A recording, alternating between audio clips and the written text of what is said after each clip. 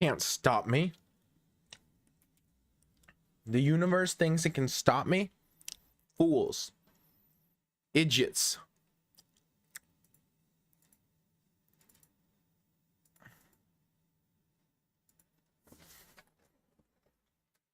The buffoons.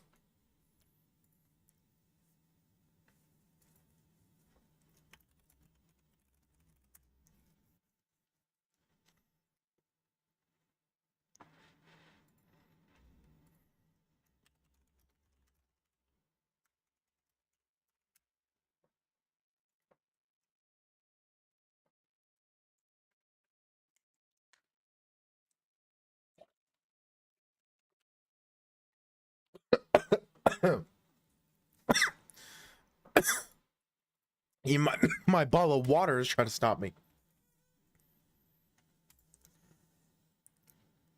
My bottle of water is being a hater. Ah.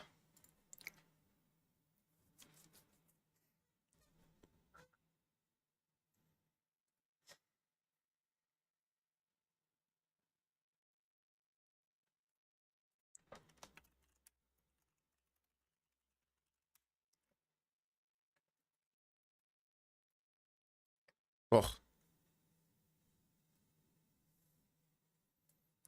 See, this is unfortunate because I don't want to double ping, and so I'm not going to re-ping the stream ping.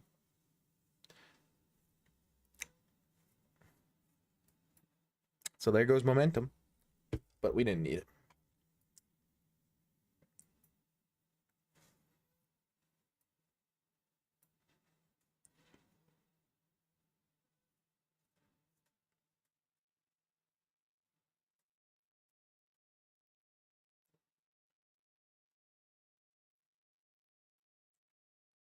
We didn't need it.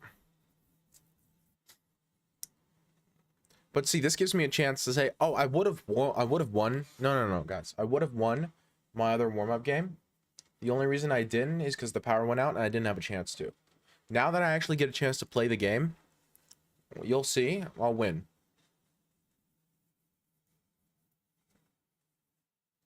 I'll win. Easy.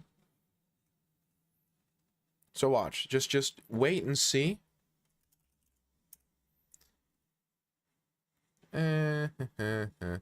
Okay, so here's the thing.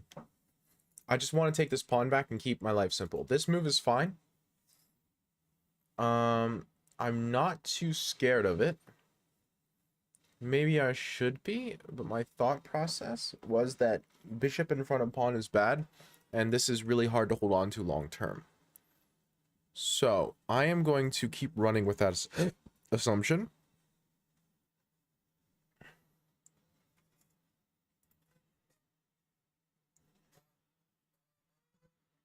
How do I better capitalize off this? Queen b3 would be a good move if the pawn couldn't take it, of course, because this is a weakness. I could play e4 to allow queen e2. I'm going to do that. The plan being queen e2 and then takes the pawn. This pawn is aptly guarded. Aptly.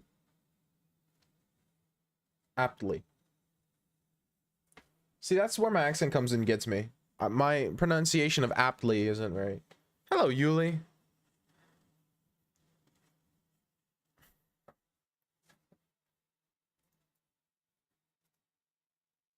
Are you winning? I'm just playing. I did start stream like 30 minutes ago, and I was playing a game there that I totally would have won. I was not down a piece for no compensation. I would have won, but then I lost power. So, you know, the other guy got a chance to, you know, play chess. And I lost because of abandonment. But now we're back. And so I'm playing this warm-up game, and then we're going to go over my tournament games, which are going to be incredibly embarrassing because most of them are garbage. So look forward to that.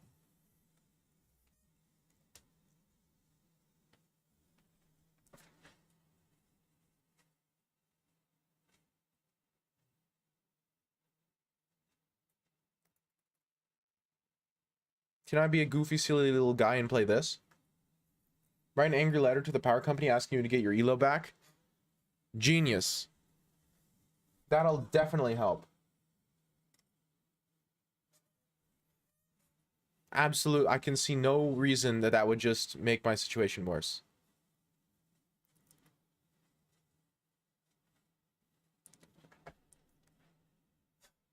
And look how active my knights are getting. This knight here, fantastic piece.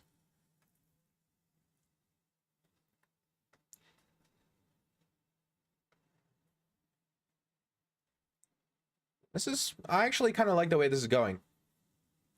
But no, yes, the games, for the tournament games are going to be embarrassing, but you'll see. It has been like a few weeks, and the nice part is that I'm kind of more relaxed about it now, so I think I'll be able to do better analysis.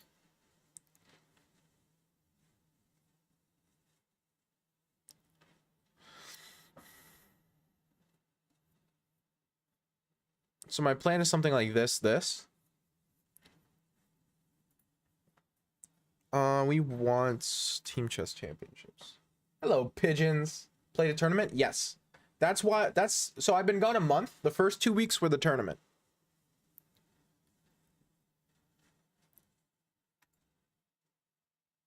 I'm doing pretty well. I've got power back, so that's the bar at this point.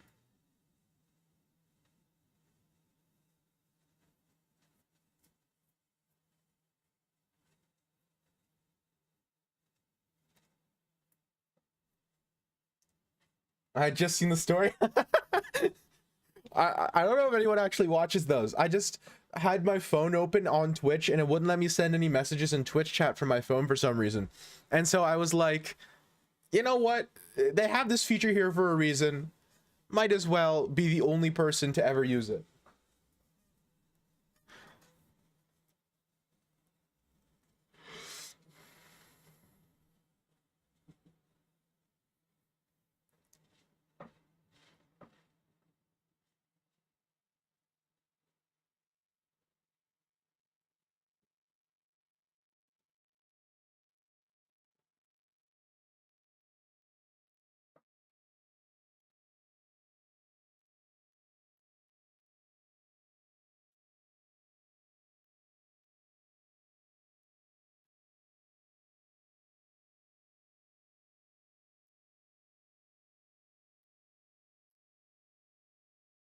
I think I'm threatening to trap the queen.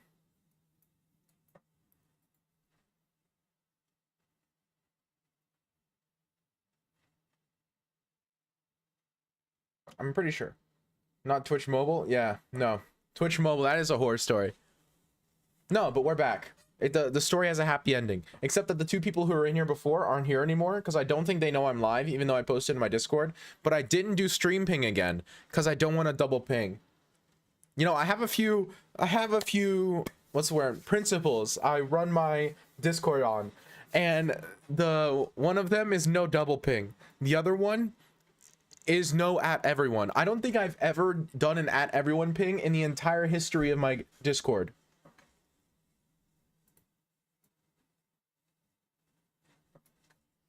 Which is perhaps the weirdest flex of all time.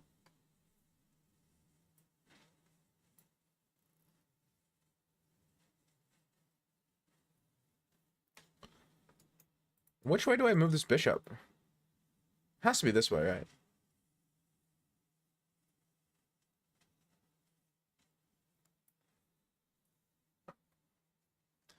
And then I'm just going to take this pawn if he lets me.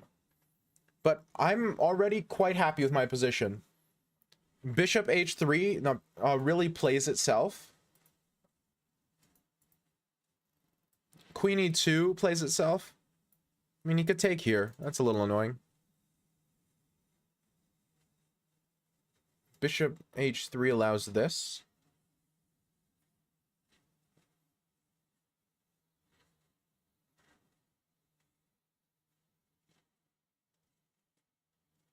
Okay, he's kind of tied down though, right?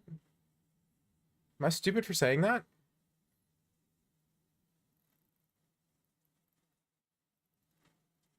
What's preventing me from just going here and then playing queen e2? Does it? It looks kind of like it does.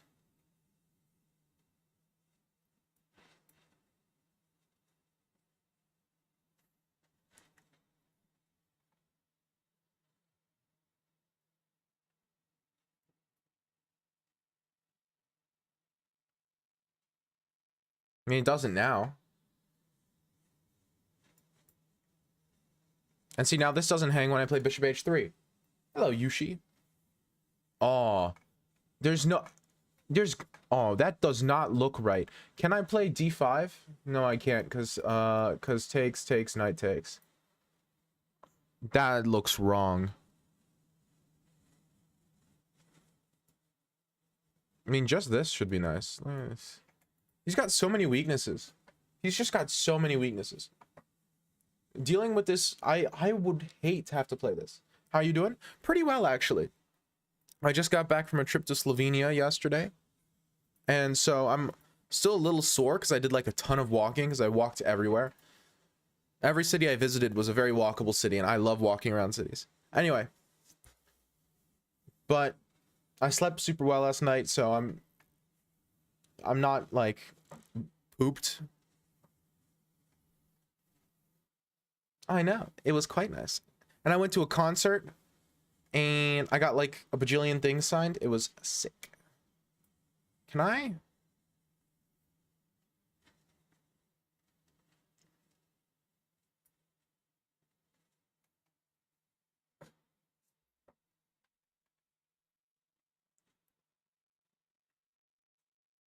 Okay. Bishop h4, knight xe4, bishop a6.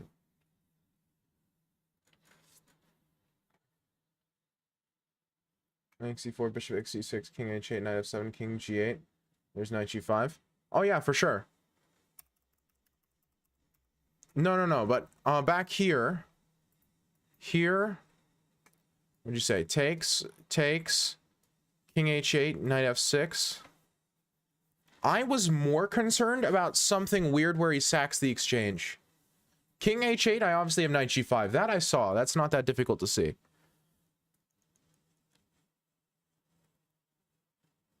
I was more concerned about some exchange sack, and then things get weird because he's got a very active knight in the center, and my pieces are suddenly not as good as they look. It probably doesn't work, but this just looked very simple to me, and I wanted to play simply. It probably is, but... It is nice to have a rook, that is true.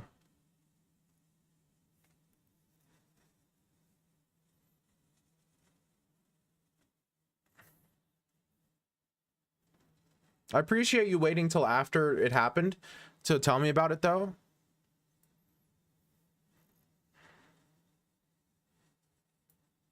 I think I just go bishop g4 here.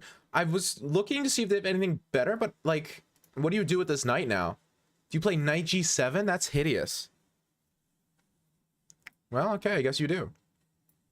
But now I get this. This looks fantastic.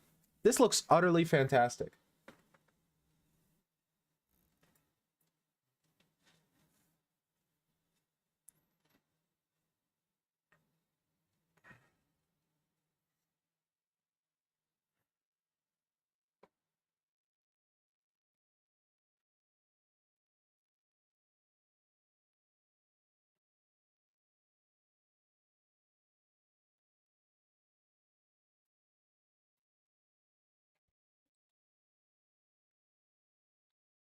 I have the bishop pair. I don't have any material, interestingly enough. Which is funny. I felt like I did, but... Again, this move was kind of greedy, but I think it was good anyway. Because I don't think he could do anything about it. Flip the board. Okay.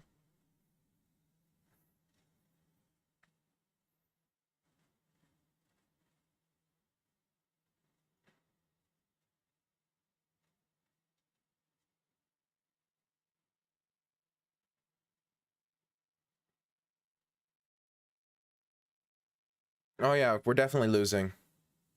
Unless you're actually serious, in which case I don't know what you see that I don't. Oh. Okay, never mind. I got it. I got it. Never mind. Never mind. I'm stupid.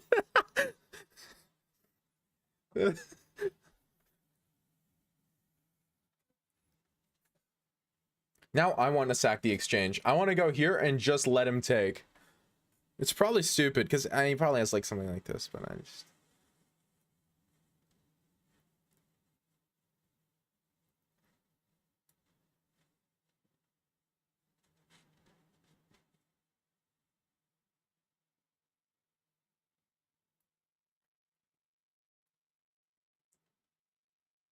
Something like this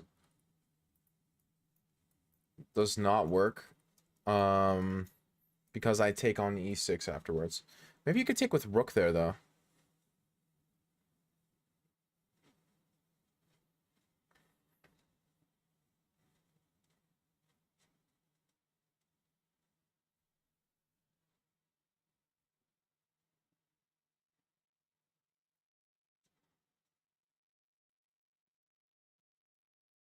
That is kind of well-placed piece, but I don't see a threat.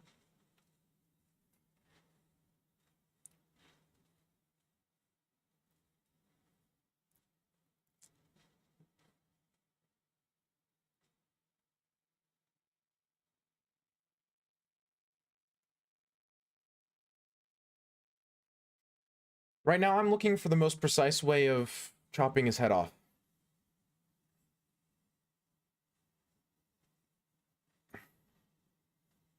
I've got a plan. I've actually got multiple plans.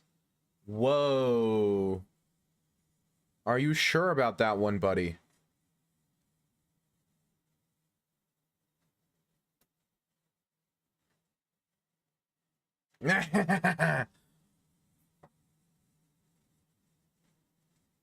Okay, here's my genius scheme.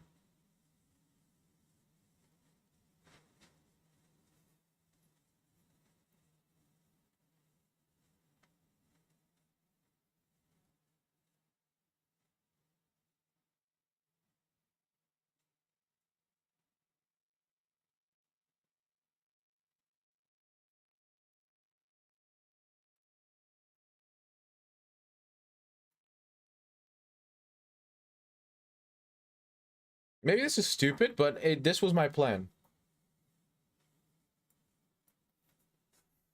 Sack the exchange, but in return get this. And I was like, okay, I mean, visually, this looks so unbelievably fantastic. Yes, I give him this incredibly strong pawn, but I think he's just getting mated, so I don't really care.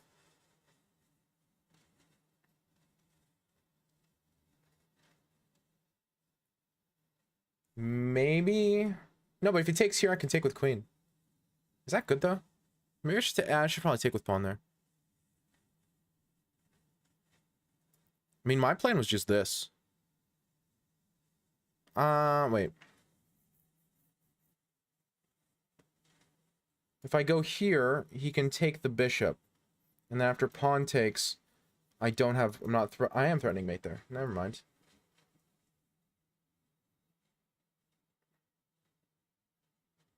Yeah, I'm threatening mate.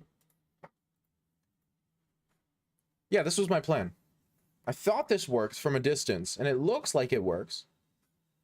Because, I mean, this pin is very annoying, because it actually blocks his queen from getting in as well. That's why I was expecting, like, a takes, queen f8. But my evaluation of that was like, okay, I've got to still be winning, but... Yeah, now I'm still... How do you stop your mate? It looks forced.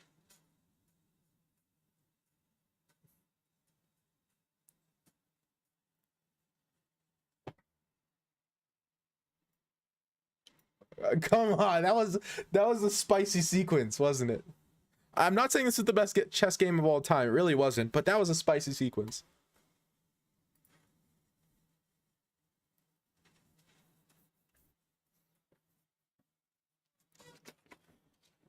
That exchange sack might have been stupid. He maybe could have taken the bishop and then gone queen f8, and maybe it was difficult. Can I play one game? Sure. Okay, we'll see. Again, was not a very good game of chess, evidently, but... F4. gosh. Okay. Oh, this isn't that bad. Okay. Queen c2. Yeah, queen c2 makes more sense. Queen c2 is a far more logical move. The exact same plan, it's just a slightly better way of going about it. Okay, so this wasn't that stupid. Well, let's look at the line we were talking about. Yeah, it's just completely winning. There's nothing here. Nothing here. Anyway.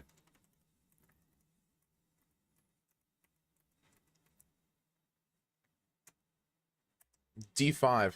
Oh, so now D5 works. Doi. I looked at D5. When did I look at D5? In this position, I looked at D5 and I didn't play it. And then as soon as he let me play it, I didn't play it. Wow, that's dumb. You grinded blitz a little. Not that much.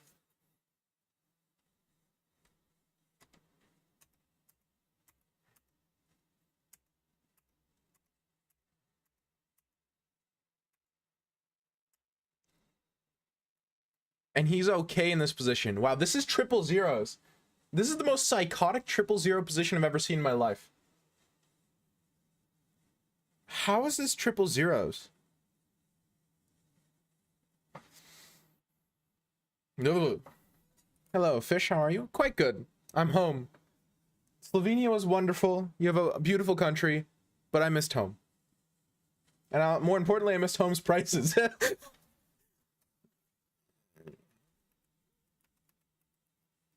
Anyway, he played h5. Oh, brilliant. You're also tall. See? I've always said I'm tall. I've made that abundantly clear, and I actually have legs. No, that's fake. That part's fake. I am tall, but I don't have legs. Also, I got all 5 signatures. Anyway, come on, guys. The brilliant. This was my plan all along. I didn't see rook. I thought that he didn't have any real way to make progress. And so I was like, okay, even in this position, I thought I could have done it.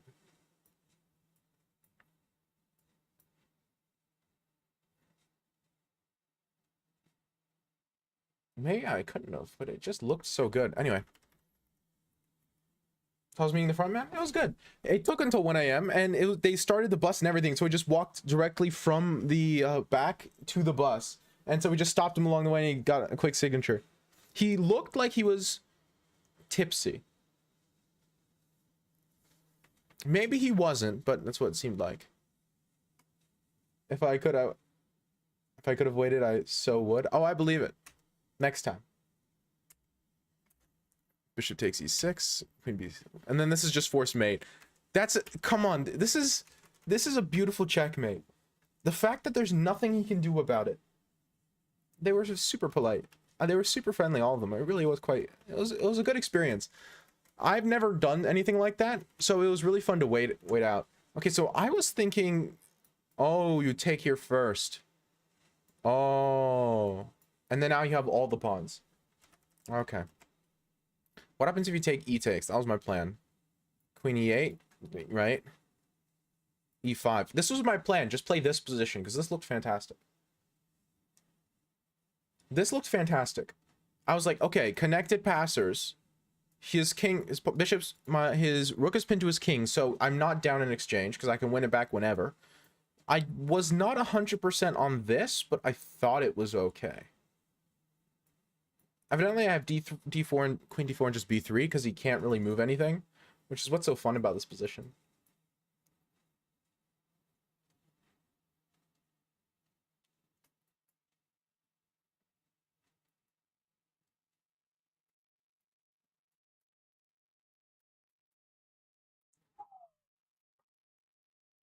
No, no, of course I can. Of course I cannot.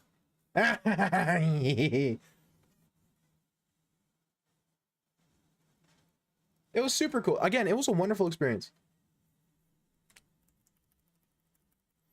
And there were a bunch of really interesting people. That's half the reason I stayed. So this was brilliant. I was absolutely cooking.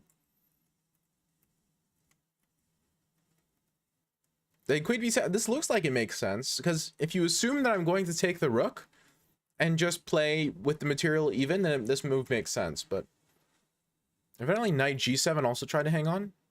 Knight g7 I was just going to take here, because that's just a piece.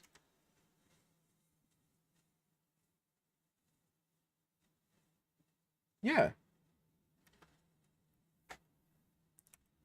And so, like, it doesn't feel like waiting as much as it actually is waiting. And that's the fun. I'm also threatening queen h8 checkmate. This is such a goofy position. So many possible moves, but like nothing can be done. The bishops, man.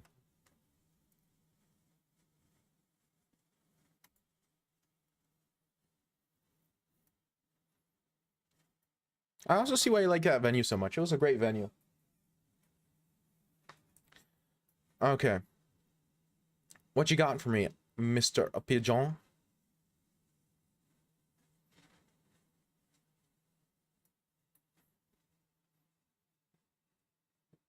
Yeah, absolutely.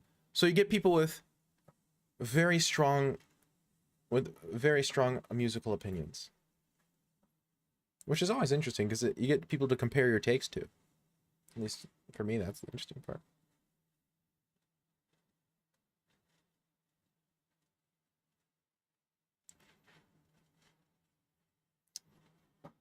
If I'm correct, this is already kind of bad for black. Playing b6 in any of these, like, pseudo London setups is usually pretty bad. Oh gosh. Now that sounds slightly less fun. It was a little hot when we waited, but it really wasn't that bad.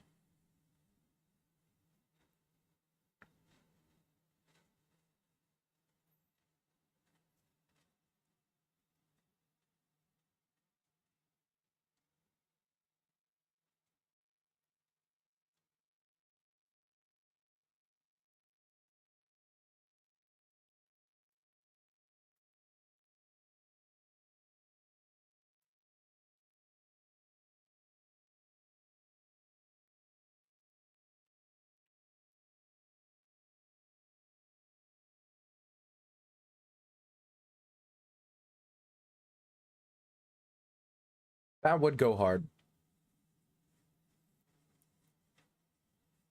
The likelihood is not high, but it would go hard.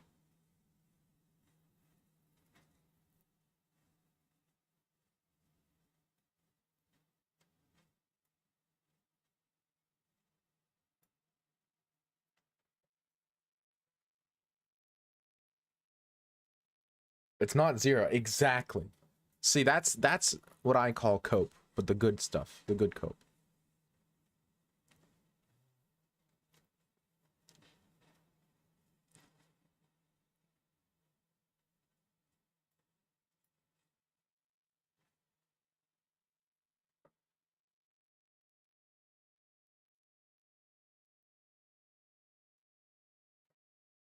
Dark copium pack.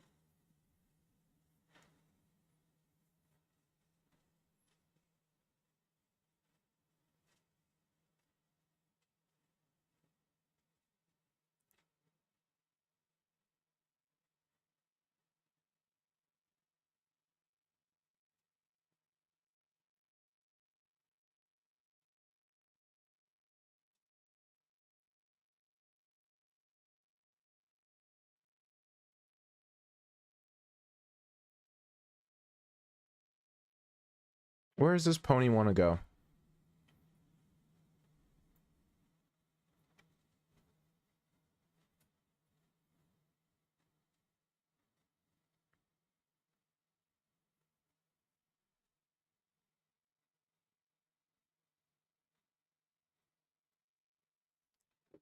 It was actually super nice when we waited. I had no problem waiting. I would not call myself one resistant to the elements, but it was lovely outside.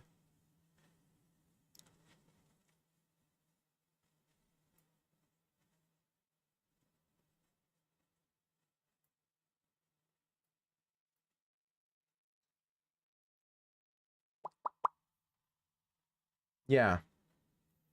It was hot like the rest of the day, but that late in the evening, lovely.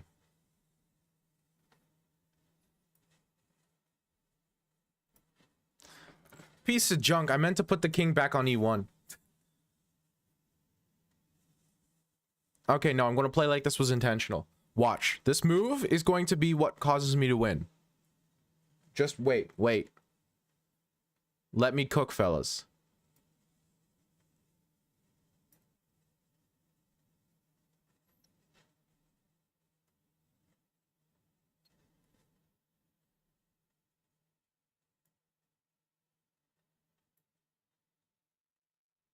I visited a vinyl shop before the concert. They had some good stuff. They had Pink Floyd's The Wall, and I almost got that, but I don't love The Wall that much. Which one? It was just called like Music Store or something. It was not in the old market, but by the old market. I know I'm sure there's a million. It's Ljubljana. It's a very artsy city.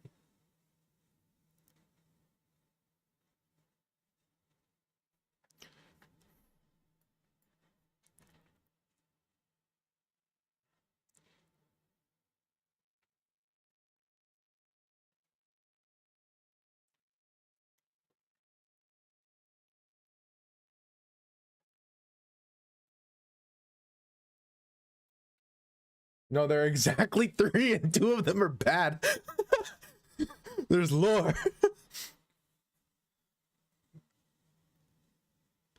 Well, this one I mean, it had vinyl, it had... Was the owner Russian? How was I supposed to know? I didn't ask him if he was Russian.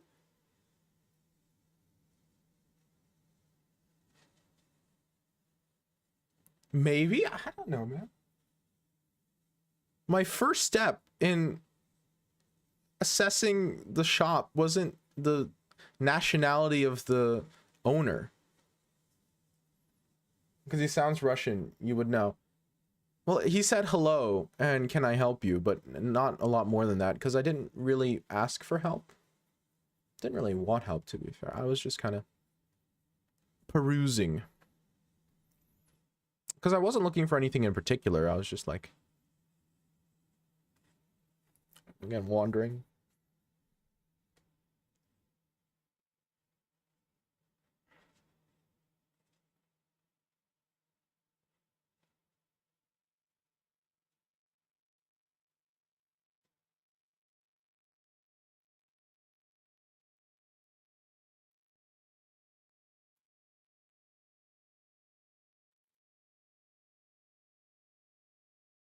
It was not Spin Vinyl, I don't think. Why didn't you tell me the name of the good vinyl shop before I visited? What the heck is this? Telling me after that there's only one good vinyl shop and that the rest are terrible.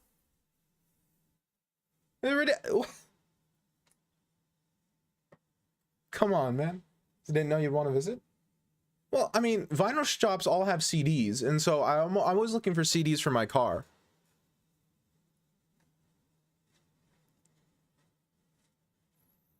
And because I like collecting CDs in general. And so every vinyl shop I've been to has had at least some assortment of CDs, some better, some worse.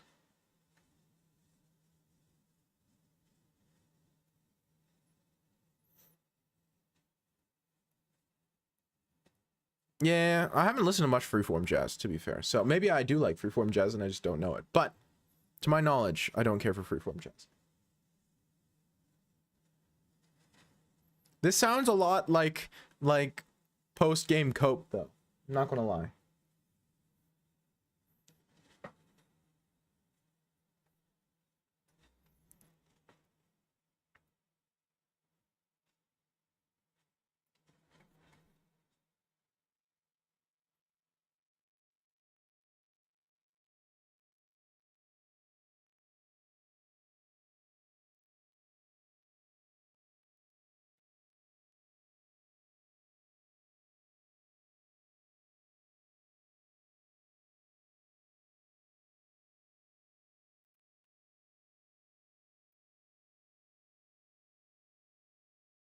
Yeah, it was just when he was going to do it, not if.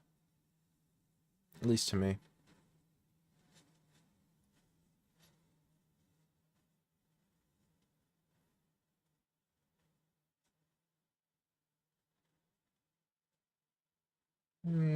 I don't think so.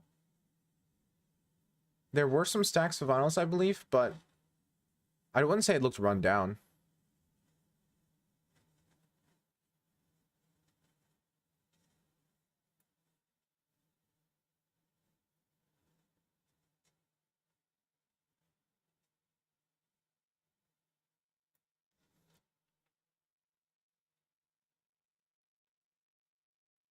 I could probably find it on Google Maps if you want.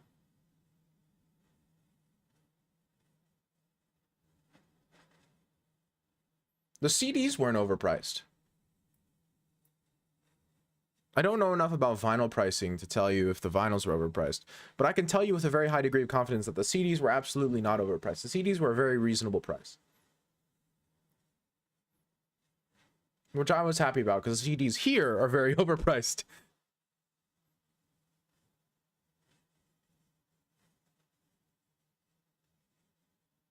I didn't look for it. I was just walking back to my Airbnb from the old market, and I saw music store and I was like, ah, I've got time, and so I walked in.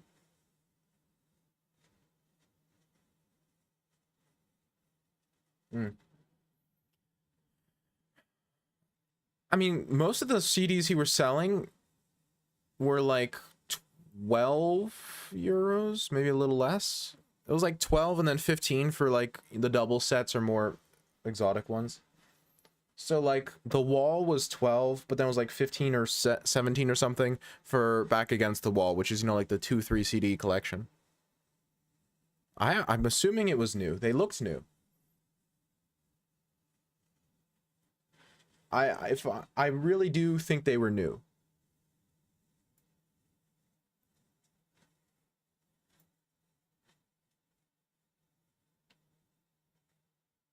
How greedy is it to take this night? Can I get away with that? Yeah, of course. 12 for new is completely reasonable, but for used it probably would be an overpay. But I'm 99% sure they were new because they were in like the plastic wrap and everything, and there were no visible scuffs or anything to indicate that they were used. They looked new. Know your opponent? I do. It's Pigeon. He's in my stream pretty often, including today.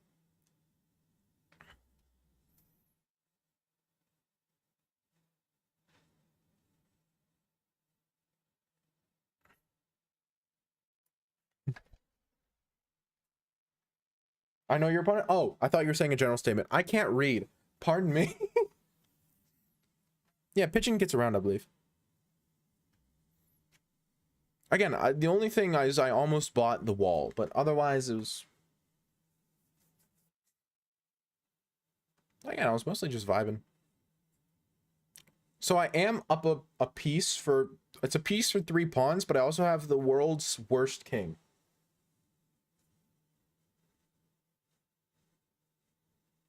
No, yeah, Pigeon is a pretty capable chess player.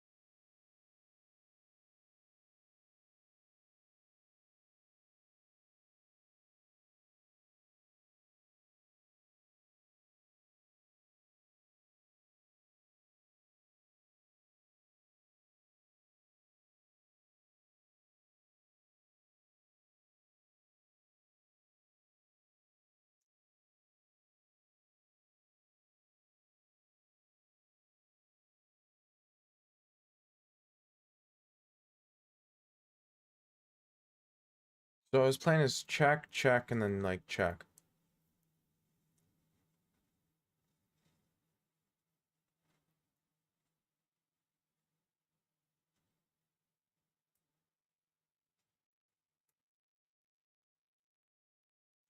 Here, check. Here, check.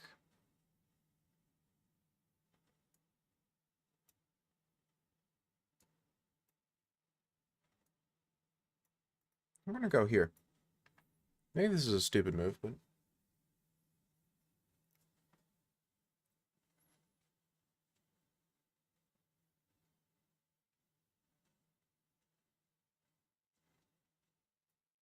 I have to go this way. Oh, I'm stupid. Why did I play that? That was so obviously a bad move. I knew that was a bad move. That's why I didn't play it to start with. What am I doing with my life?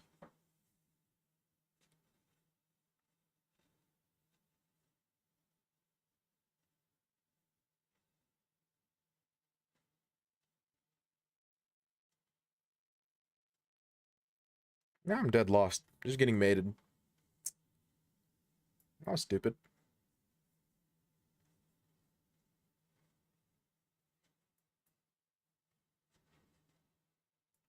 Why? I was mate in one.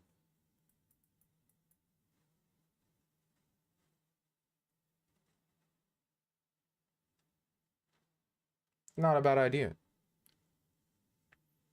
I don't think I know anyone who knows how to play Suck Go I Get Dust is built. Don't you GG me. I ain't resigning yet. How are you doing? Well, right now I'm losing. But other than that, I'm pretty good actually.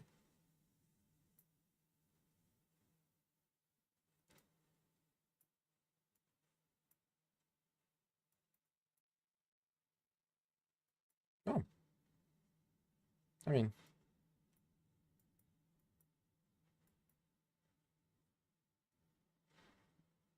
yeah, this is true. That is easier.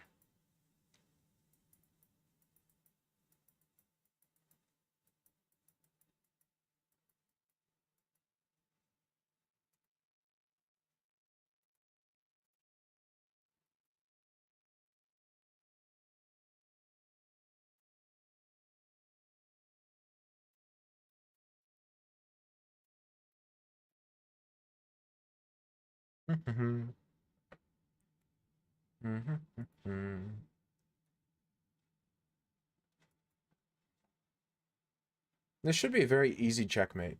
I mean, he didn't play mate in one, so I suppose it can't be easier than that, but evidently two bishops, but I don't know, man.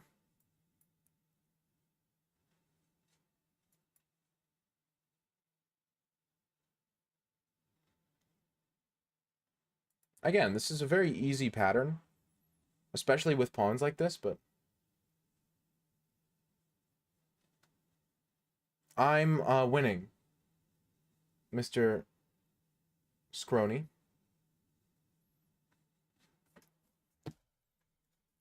Clearly I'm winning.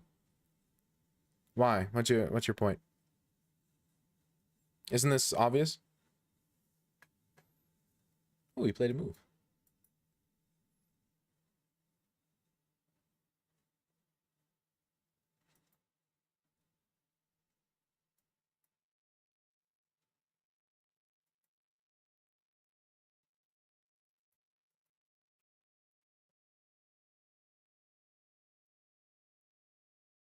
Uh-huh. Yeah. I'm an expert at the game colloquially known as chess.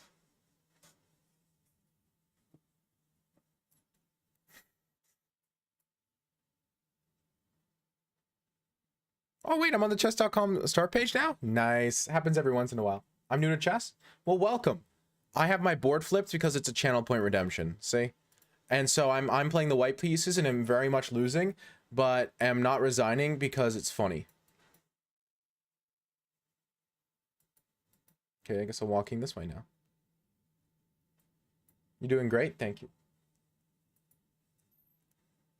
Why is this Why are you making this so hard for yourself? I don't understand.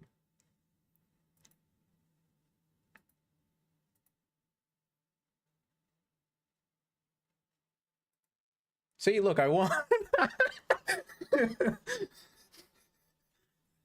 Did you win? No, I lost. Again, I'm playing white. The board's flipped, which makes it confusing, but... Okay, anyway, now, for the actual thing that we were supposed to be doing, let's start looking at my tournament games. I've analyzed these before, but I'm going to give them more thorough analysis now that I'm less upset about the fact that I lost almost every one. So, what are we thinking, fellas? How about this one first? Perfect. We'll go in chronological order. Want to show game if that's all right? You can after like 1 or 2 of my classical games, because I haven't started these yet and I want to.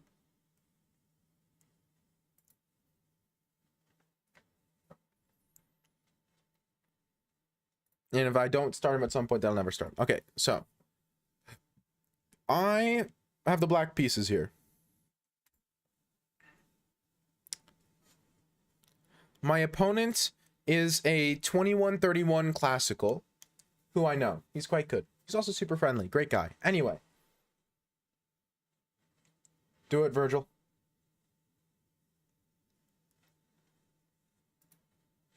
I played knight f6. He played g3. I went b5 because this is what I play in this line. It's called the Spassky. It's actually quite good. It looks like a meme, but the fact that you played g3 this early means that you can't really punish b5, because the way you would punish it is by playing this and taking the pawn, because you're playing e4 with tempo, effectively. But because you want to play bishop on g2, this is not punishable. So it's just, in my opinion, a slight improvement over playing b6. It's a known thing. Completely normal. You do bishop e7. Castles. e6. d5, sorry, d4, c5, c3. I played cxd, because the reason I took here was because I was thinking if I play bishop e7, then he can take now, and I've wasted a tempo, right? Because if we look at this position, if we go back, and if we play it here, then it's the same position, but he gets the inclusion of c3 because I moved my bishop to e7, then took back. So I want to move my bishop and castle, but I don't want to move my bishop before I've resolved this, because if I do, then he can win a tempo. Not a big of a deal. Bishop e7 is a completely reasonable move, totally playable. But I just didn't want to play that position. I would rather take and play it this way, which is what I did, and then I played bishop e7, right? Continuing my plan. So I'm just going to castle. Eventually, I'll play d5, but it's not urgent. He can't stop me, so I don't have to rush. And now in this position, he played knight c3, which I disagree with. I don't think he should have played this. I think this was a bad move.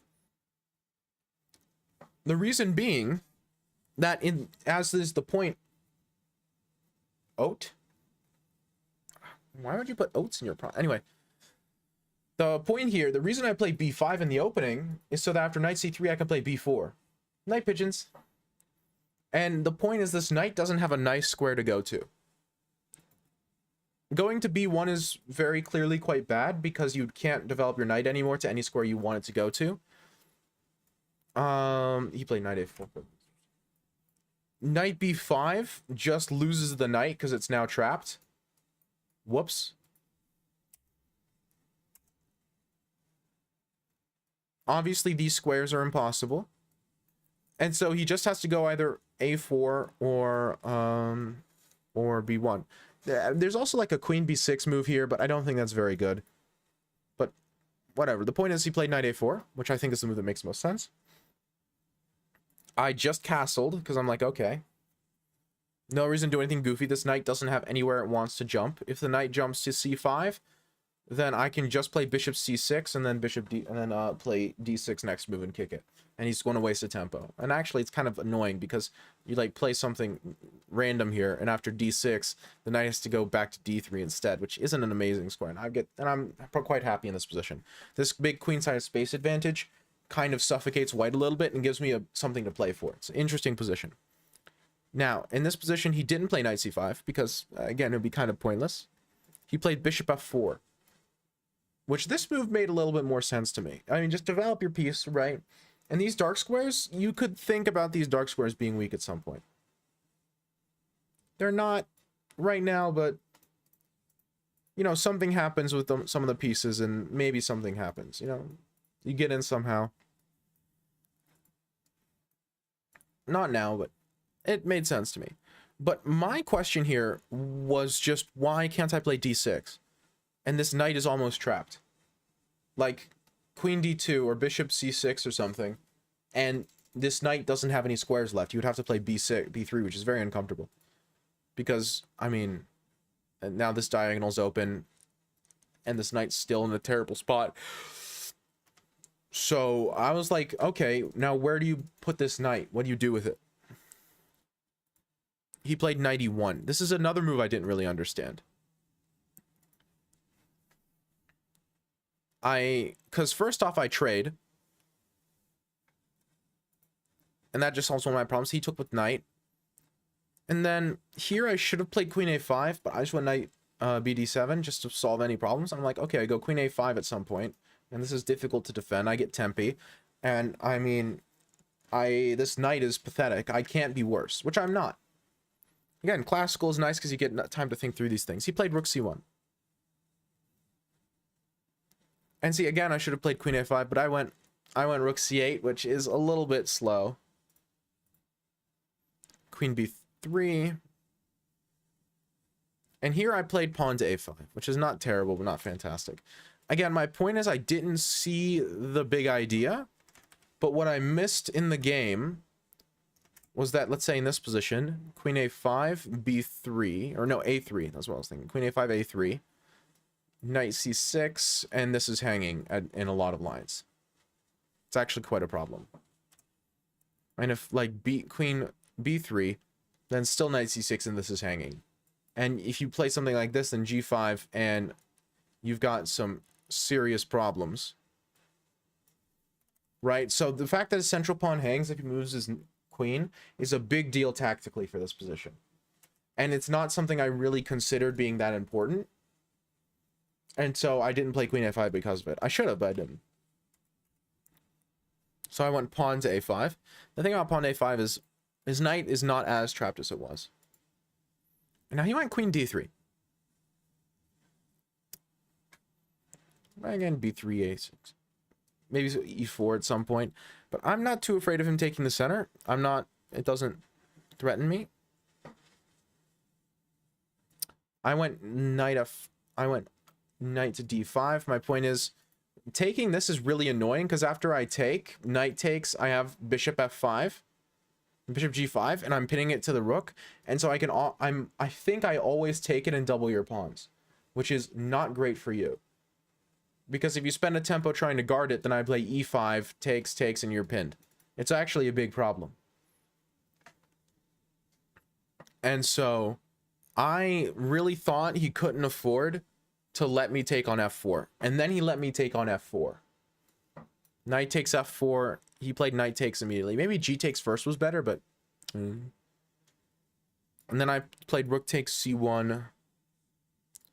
Because the whole point of this tactical motif is the rook being on c1. So if I play bishop g5 right now, then he takes my rook, and suddenly he can move the knight to e2 or something, right? Because there's no pin. So I took his rook first to make sure that he can't get rid of the rook easily. And then I played here. Rook c6 is by far most active. Takes. And I was like, okay, I must be better in this position. This position's fantastic. And I was like, so, what do you not understand, Virgil? Asking a question, always fun.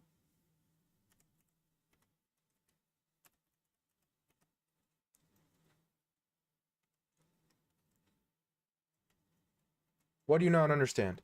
Talk to me. This ball of water is empty. Because I might be going too quickly through this, or I might be skipping over stuff. Oh, these positions are super confusing. But what specifically is confusing you?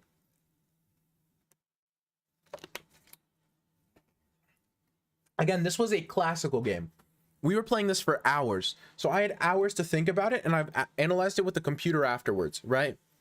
So for me, it's easy, not because just, oh, I look at it and it's obvious, but because I had a lot of time to think about it. And so I can help answer questions because I kind of get vaguely what's going on here. These are very, very confusing positions. So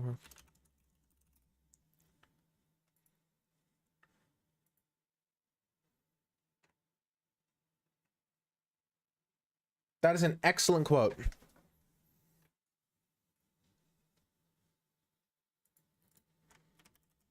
Okay, in this position, Queen A5. Queen A5 is good because it keeps the pressure on this knight. It moves the queen to an active post. And it allows for knight c6 in the future. It's a very natural move to play in these sorts of positions because the queen isn't active. Additionally, I want to play knight c6. Knight c6 immediately is also a good move. Queen a5, then knight c6 is just the same wave going for the different wave going for the same idea. The point is that this pawn is often weak, and there's not a good way to defend it. The big motif in this position is this knight's almost trapped, so it's very difficult to do anything with. So white's almost playing a knight down, because this piece might as well not exist. If it's like, I don't know, over here it's the same. It can't move. And so all of my pieces can move. So if I continue playing actively and bringing all my pieces into the party,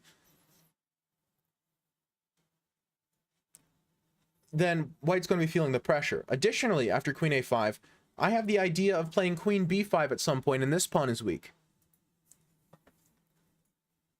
Again, knight c6 first is also totally acceptable. It's the same idea.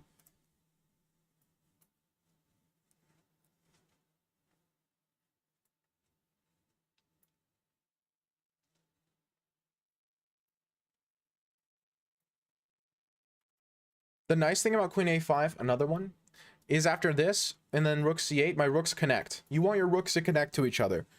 That's another idea. And so I need my queen to go somewhere, and queen d7 might look fine, but when I move my knight, it blocks the path of my queen. It's not super active on this square. And if I move any pawns, or if I have any threats of moving pawns, then suddenly he gets in with tempo. This is just very active. And again, moves like g5 or something to consider. This is a very wonky looking threat. And it's probably not good right now, but it's a very weird idea that he has to deal with long term. But again, the central ideas in this position are this knight being very, very weak, and this pawn being only defended by the queen. After knight c6, you can't really play bishop e3 to defend it, because I get knight d5.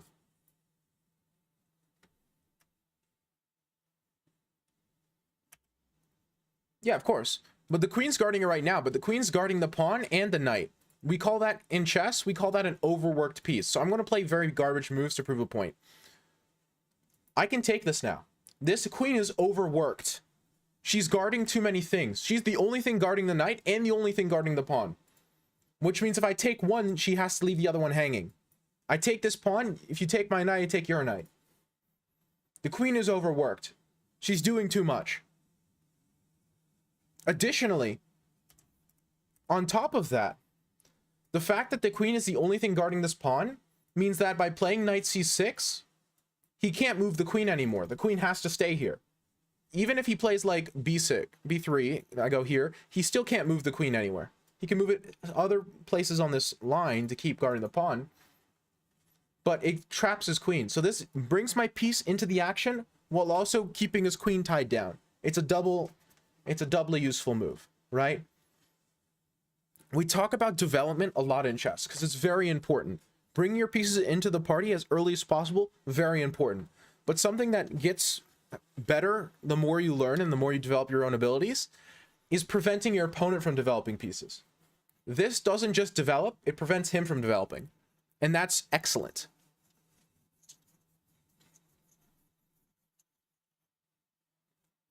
Queen b5 has the same idea. He can't move the queen anymore because then e2 hangs. As for what you asked on top of that, which is bishop e3. Bishop e3 is fine, but first off, knight d5 happens. And I can play bishop f6 afterwards.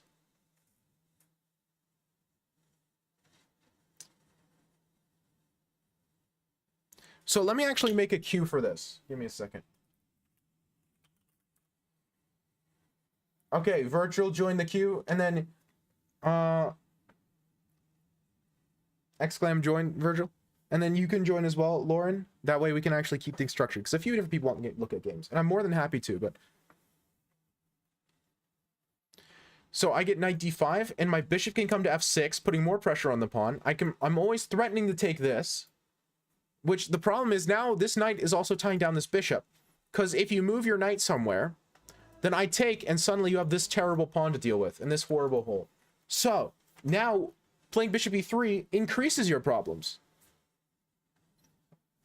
Because now, you've got another piece tied down.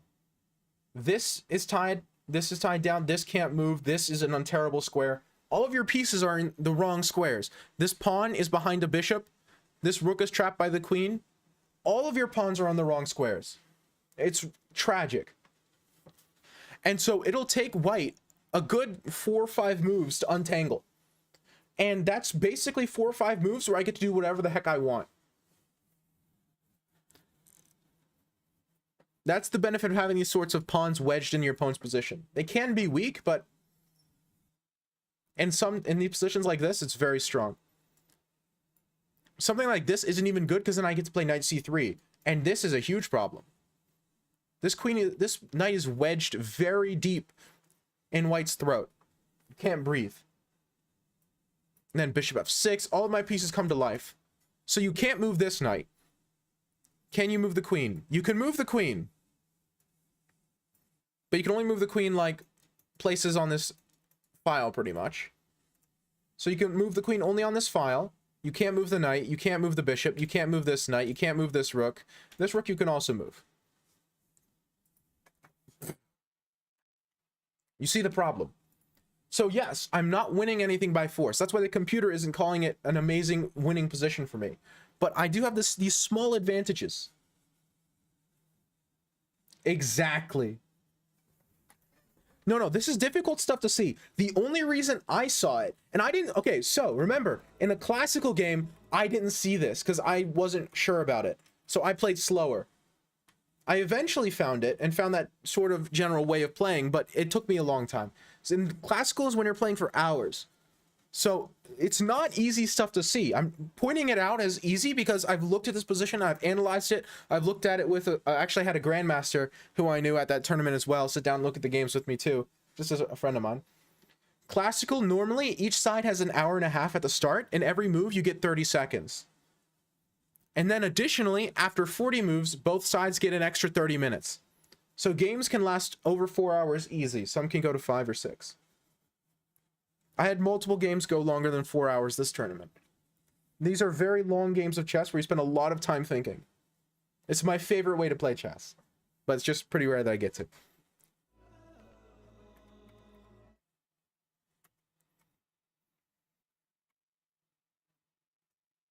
So again, this position is this is why, and all of this is why knight c3 was probably bad. Is because knight c3 allows me to get this sort of positional bind, and then he made it worse. But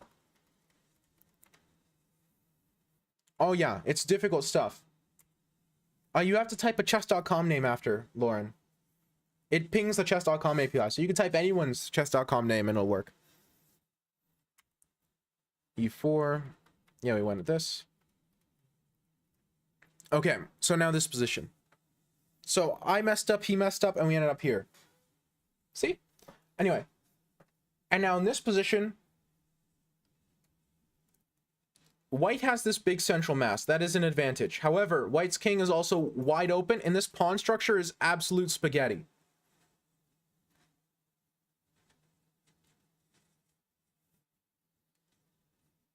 Absolute spaghetti. And so in the game, I was stupid. I was thinking, in this position, I was like, okay, I play knight f6 first, and then no matter what he does, I can basically play d5 next move every time, or knight h5, depending on the position. but d5 looks really juicy. So like, I don't know, something stupid like this to prove a point, and I could play d5 here. And this is fantastic. And my knight can come in this way, it can go out that way, and this is just fantastic. This is just beautiful. I'm so thoroughly enjoying this. What artist, Rexplore? Now, I had like 30 seconds on the clock here over the board, and so I got overexcited and I played d5 first instead of playing knight f6 first. And I noticed immediately after that I played the wrong move. Zach Bryan? I don't think I've heard of him. I meant to play knight f6 and then d5. I played d5 first like an idiot. And now the problem is, after e5, I can't get my knight in anymore.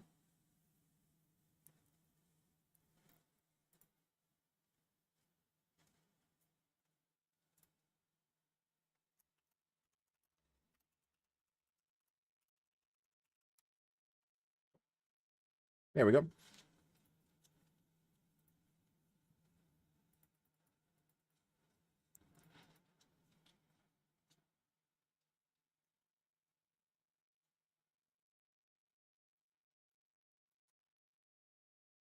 No, Khan is in country. Also, thank you, Laura and Marco, for the follows. And Stinmate. Don't know how to pronounce that. I tried. Anyway, I played queen h5, queen h4 to get active. Played this. I guarded the knight. Queen g3, queen h5. And this is where I really messed up bad. He played queen g5.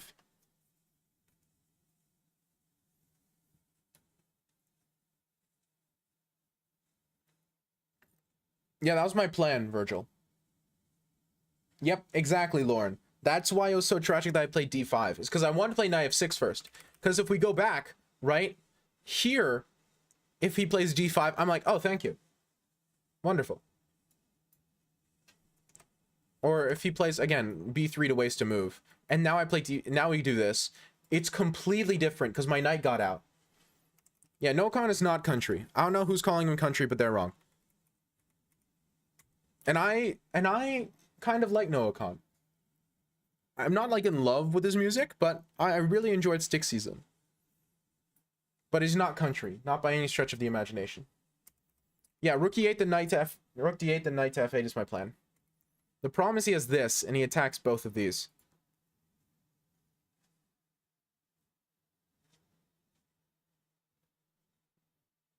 What I missed is that queen d1, king g2.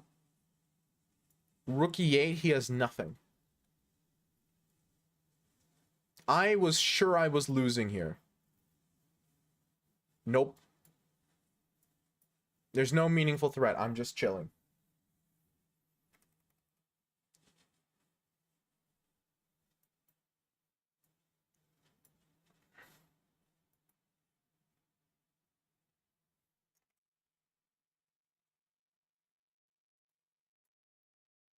I'm just chilling.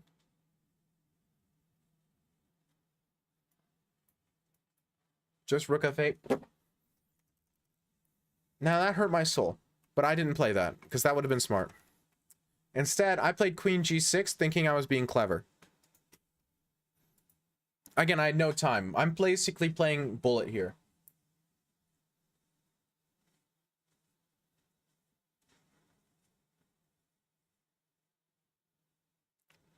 That's almost certainly not optimal. Bringing out the queen that early is a little weird in those lines. There's some lines in the Nidorf where you do that, but it's I don't think you should do that against the Khan. I used to have something against the Khan.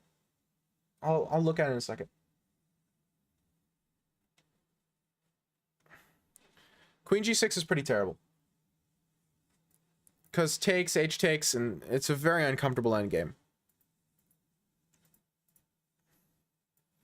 Now, he messed up. He did let me off a little easier than I deserved by taking on a5 here. There's some weird tactics in this position now. Some very funky tactics.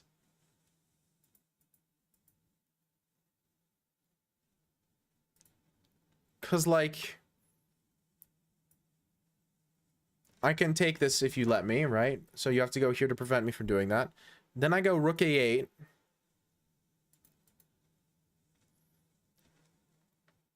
Knight c5, I take your pawn, right? And I'm not getting mated. You go here, I can take your pawn.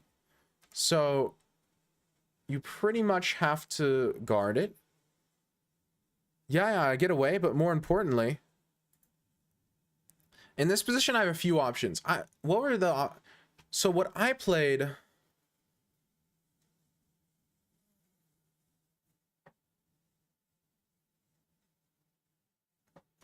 Okay, give me a second. I'm trying to remember.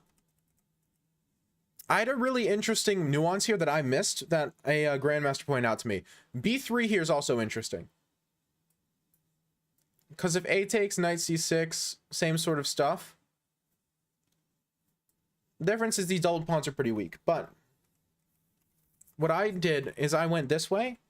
The point being, after B3, which is what he played, I can take this.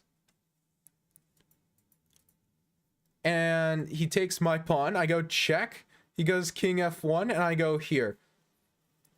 And this is what's so goofy about this position. He can't move his king closer, or he gets forked. If he moves this pawn forward to try to guard it, then I just take this one. And if he takes my knight, I take his, and that's an easy draw. And suddenly, I'm not down material anymore. I actually kind of got away in this endgame. I still lost this game, spoilers, because I didn't have time and I really messed up. But I kind of managed to cheese him out a little bit and get a totally fine position out of this.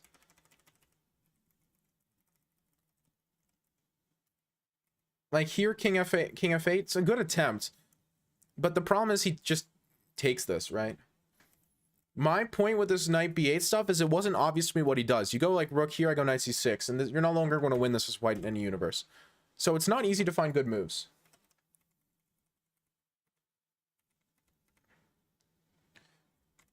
Knight takes d4, rook takes b4.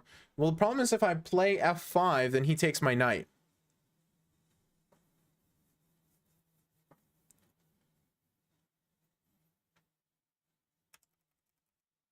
Oh, you mean here you would have played king f8?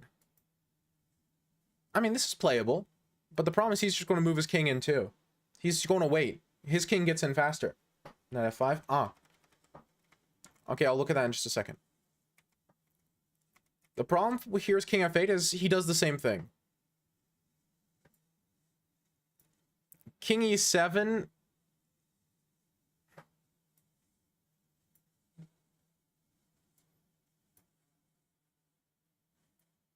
And then, you know, the problem is here I take the pawn, so you have to go back to e8.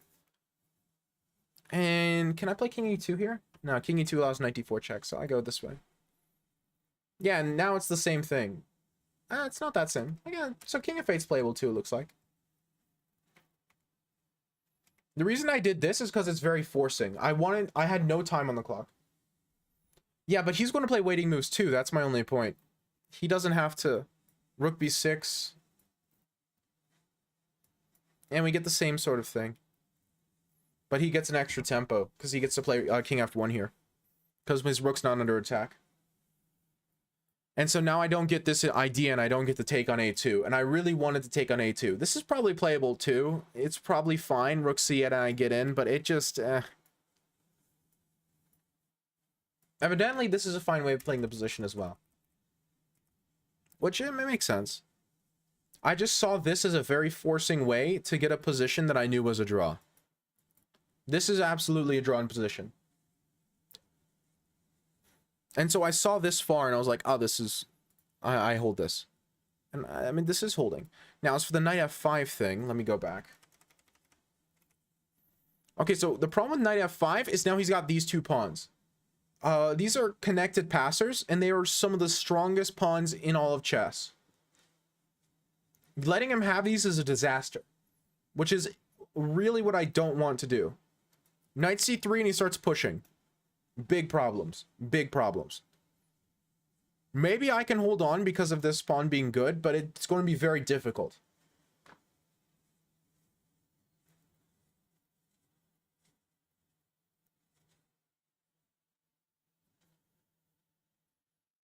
Maybe I can get my rook in fast enough and go for like perpet or something, but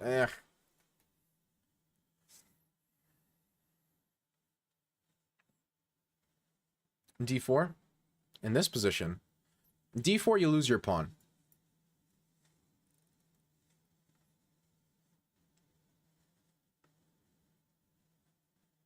And then also the kings get, my king can, his king can get to this square before my king can get to this square. He's got a farther pawn. A very interesting game, yeah. No, but you'll see. You'll see. Again, my pawn is much worse than his pawns. In this position, it isn't as clear anymore because he's only got one. It's still, you would rather have white, but now he didn't take.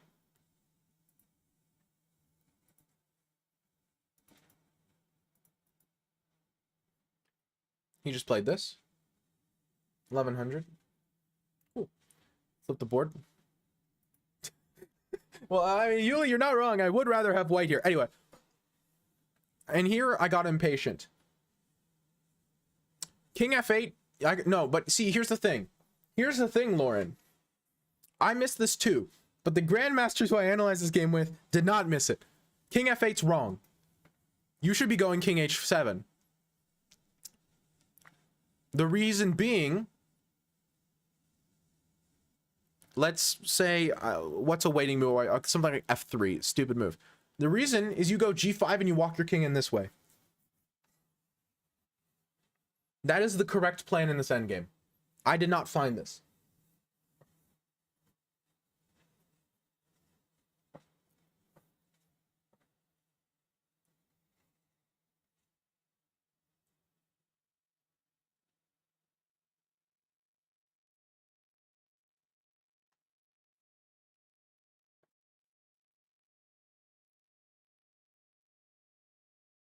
This is the correct plan.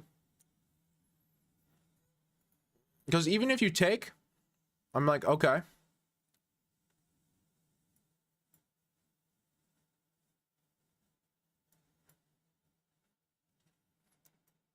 Just take. Yes. That is correct, Virgil. That's why I can do this, is because my knight's not actually under attack.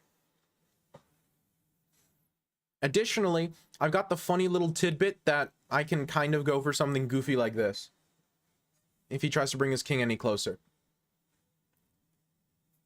So his king can't get any closer unless he takes my knight. If he takes my knight, it's the easiest draw of all time. Very, very simple to draw. I'm not scared of that. And he can't get his king closer, because if he does, then I take his knight first, and I get this sort of thing, right? And still he can take my knight here, but this is a very clear draw. I know.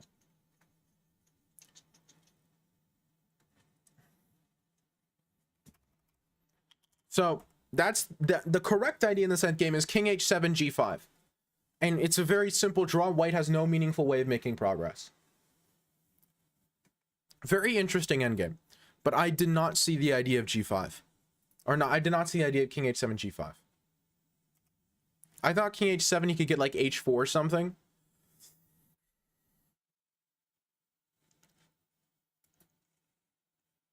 And now I could just keep going. This doesn't do anything. This is an isolated pawn. I can just walk up and take it. I mean, this is like all the inspirational speakers. It's like, if you want something, just walk up and take it. Literally, I could just walk up and take it. Baldur's Gate 3 looks fantastic. It's on my list of games to play at some point. I've just got such a large backlog. Yeah, exactly. It's just, I just walk over there. I'm under no danger. These pieces are all the way over here in Alaska. Hello, Ambro. But again, I did not see that. King e2, I played knight a5. I got nervous. And this already makes it harder because now he gets more active. And see, the annoying part about this position is that I can't play rook b8 because then he gets to play knight takes d5. Well, king is like +3 or +4 in the endgame, right? That's fair. What hardware are you running, if you don't mind me asking?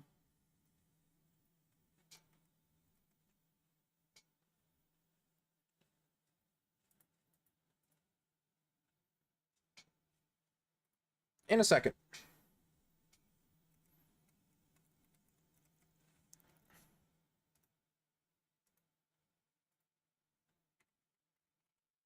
So that's not what happened. I played rook d8 instead.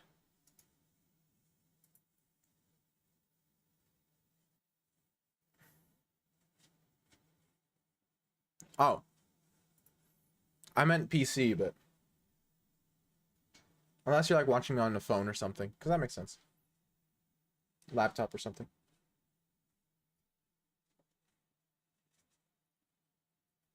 Yeah, that's not bad.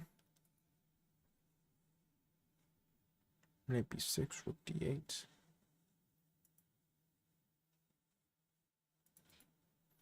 And now, again, I had no time here, but I let his rook in.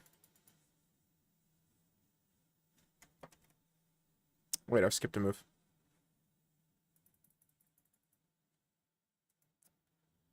Yeah, I skipped a move.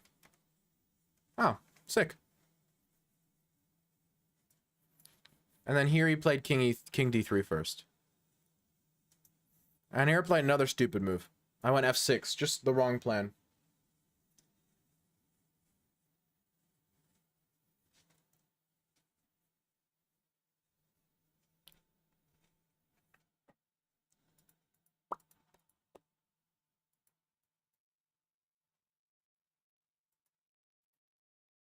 And I let his rook in, and this is just terrible chess here.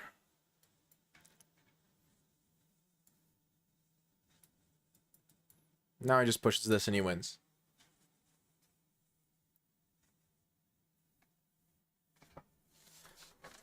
Apple shill, not Apple shill. Apple products are very easy to use if you don't want to learn how to use tech, which I respect that.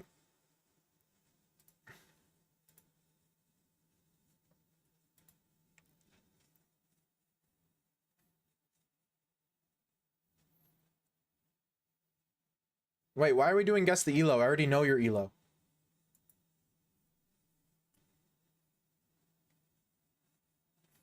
Yeah, no, I understand that, Rexport. You can't care about everything.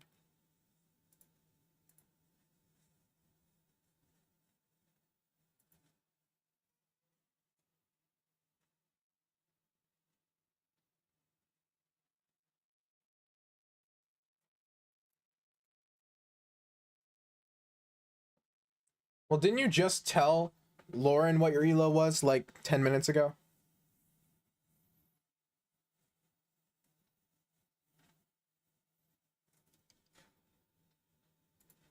Uh-huh.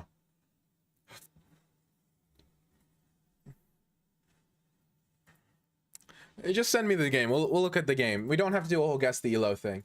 Guess the elo only works if you have a big enough audience of people that aren't regulars, that you can have like a giant group of people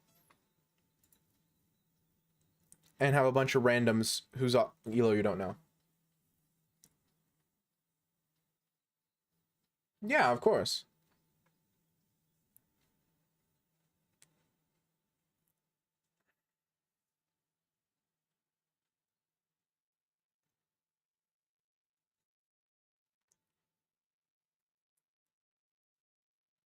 You don't know my elo?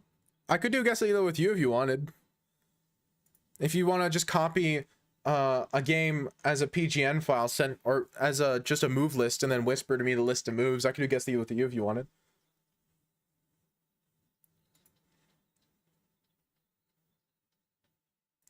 No, of course not. Again, it is completely reasonable to say, this is what I need my device to do. I'm going to buy a device that does just that. That's honestly the way you probably should be doing computers.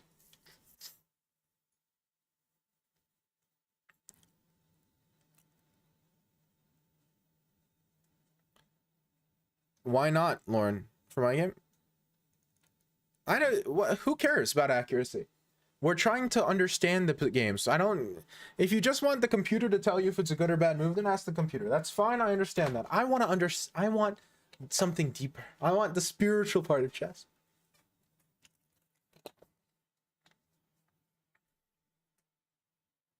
Yep. And no, it makes sense.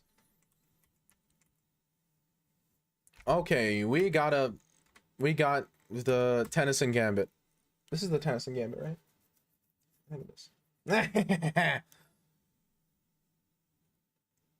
Which one are you? What color are you here, Virgil?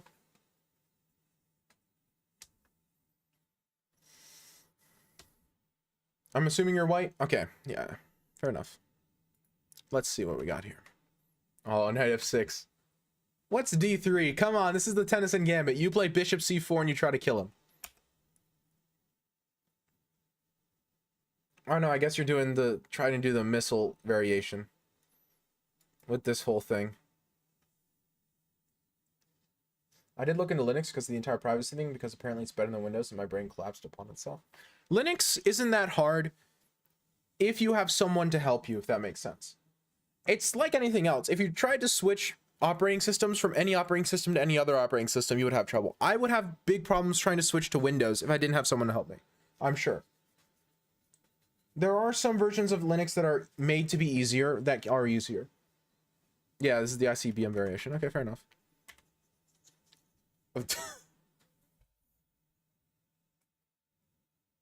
This guy, Black, clearly does not watch YouTube.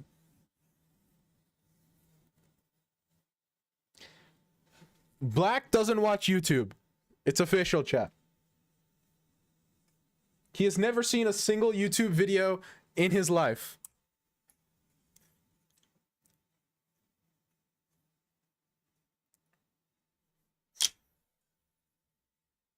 But no, Linux still while it's fantastic and it's made so much progress, there still are a number of things that are really like, annoying. And so if you're going to use it, you really kind of have to have a reason to. For most people, Windows is free too, Yuli. Most people pirate Windows. Let's be honest here. For most people, Windows is free. Because, of course, Microsoft doesn't care. That's not how they make their money.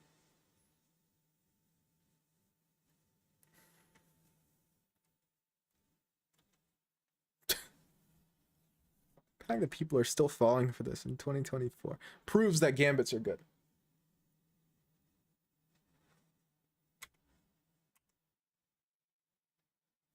In that case, Yar. I'm not saying I would pirate Windows. I don't pirate Windows. I'm a based Linux user. I use Arch, by the way. Yeah, same difference. My point is only that everyone gets Windows for free.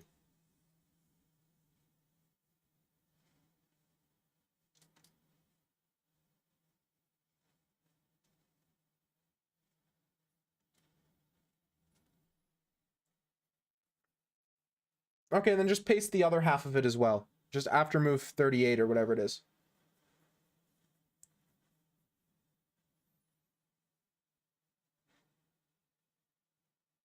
Sure. Will do, Lauren.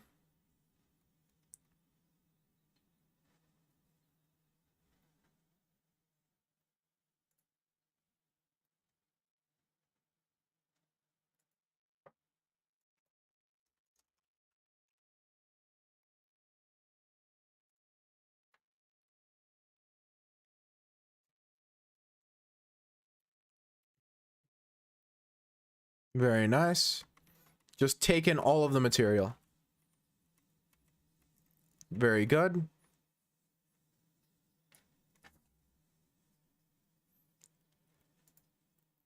Objectively wrong. The best viewers are already here. Ha ha ha. Get banned. The ballistic missile gambit is very funny when it works.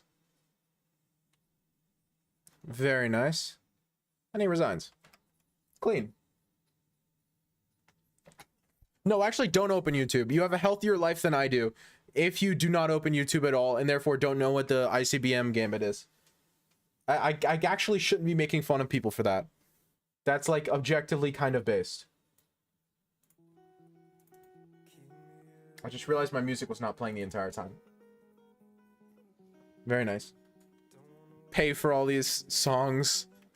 Go to the trouble of DMing the artist on Twitter for permission, and then don't use it. That's a total alco move.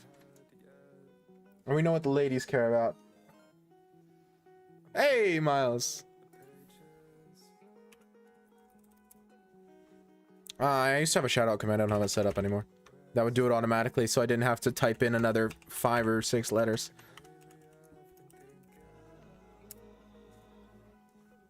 Thank you so much for the raid. I really appreciate it. How was your stream? We're analyzing games. This is a viewer game currently, and then we're alternating between viewer games and my classical games from my most recent tournament. Alcoholic blobfish. It's actually alco median, as in the average alcoholic blobfish. Yeah. No, I know exactly what you're talking about. Hello, Ash. I care about speedruns now.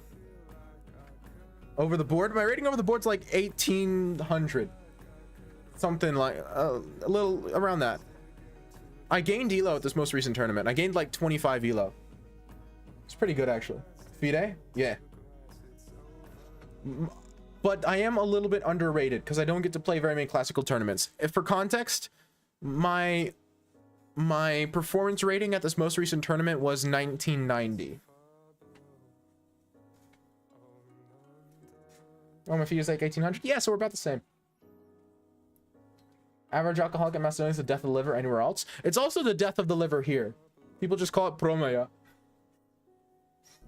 USCF, I'm 2100 or something. Well, yeah, but USCF is a little bit more inflated. Alcoholic blobfish. I told you, average alcohol. Nobody reads. Reading comprehension all-time low. Oh, inflated implies that's inflated compared to something. They just use a different elo system. You know, elo pools aren't comparable. It's a whole thing. Is liver the one you actually don't need? No, I think you need a liver. It's kidneys that you have 2 of. That you don't need 1 of them. And then like gallbladder and appendix you can do without. Imagine if a blobfish could have alcoholism. Imagine. Lauren, the quality thing isn't something to worry about. However, it'll be a moment before we get to yours. The gallbladder is one of them. I'm a romantic player, so I'm going to be down pieces. Okay, so, wait, I got a question. Are you actually a romantic player, or are you a romantic player in the sense that you throw pieces at your opponent and hopes it works? Because I'm the latter.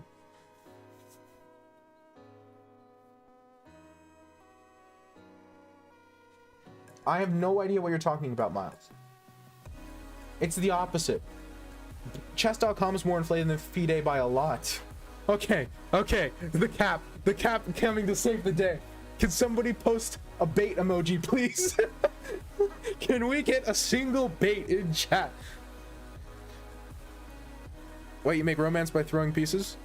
Yes. It's, you know what the Cupid does? People think the Cupid fires an arrow. Cupid actually sacks a rook. Thank you, Virgil. Thank you, Rexport. Don't like throwing pieces? Then clearly you haven't done it enough. What are you saving your brain cells for? Come on, this is what it's good for. That's what they're most fun. Ah, okay. Okay, give me a second. Mods, can we please ban this Houton person? Is it Houton, like rhyming with crouton? Or is it Hutton? Or is it Hut-ton, like a ton of huts?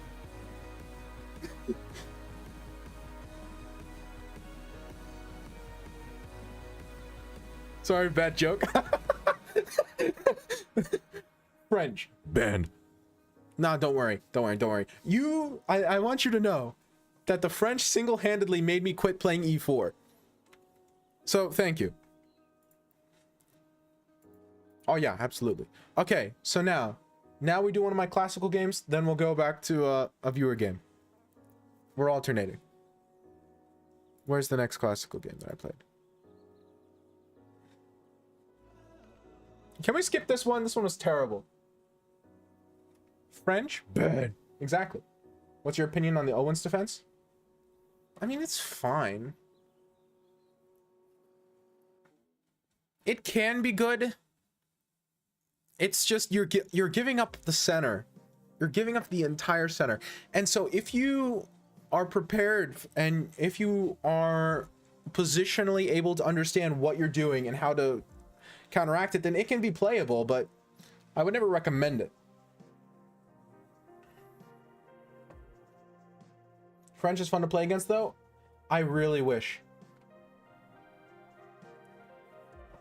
No, the Pierce is amazing. You get to bully Pierce players. You can't bully French players as much. Except cyberbully, which is why I cyberbully French players.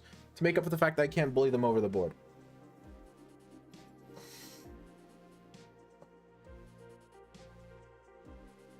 You're roasting the modern defense by trash talking the Owens defense? No, I'm not. The modern defense is slightly different in the sense that you get your central counterplay a little bit more guaranteed. Or you get this locked center where you get counterplay on the wings. It's not quite the same. The Owens defense doesn't... It allows white to be more freeform.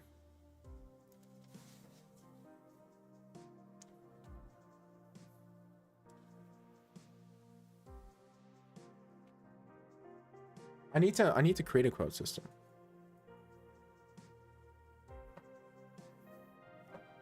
Yeah, and it can go both ways in reality too. No, okay, no, never mind, I'll stop talking. Anyway.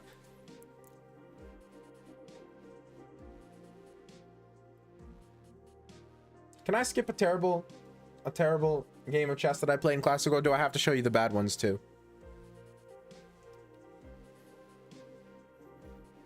Actually, no, I've got a fun idea. Okay, guys, listen. So, let's do a fun game of Guess the Eval. Now, I want Scout's Honor. I want Scout's Honor that y'all aren't going to use the engine. Okay?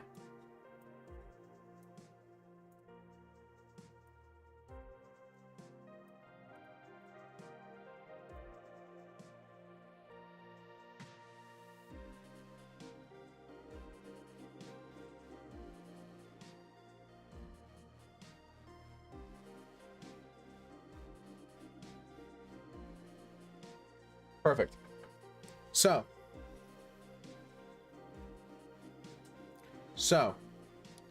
let me set up this position real quick.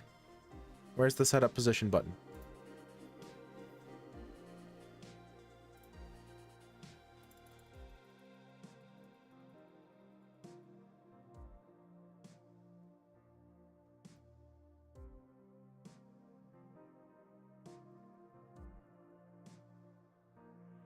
Eval is short for evaluation. It's how good or bad do you think the position is?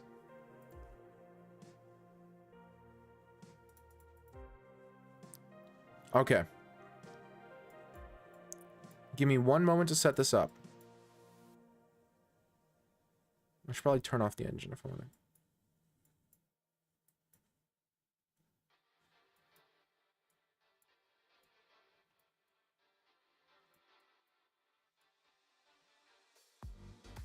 Give me just a moment to set this up.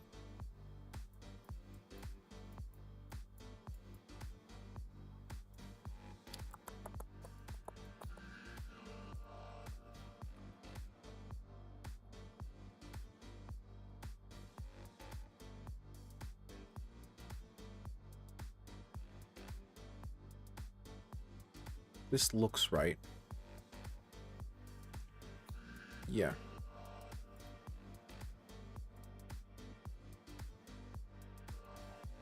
Fantastic. Okay. I want you to look at this position, and I want you to tell me what you think, who you think is better. Okay? And then by how much. That's what I want. No engines, just chess ability or lack thereof for me. Okay?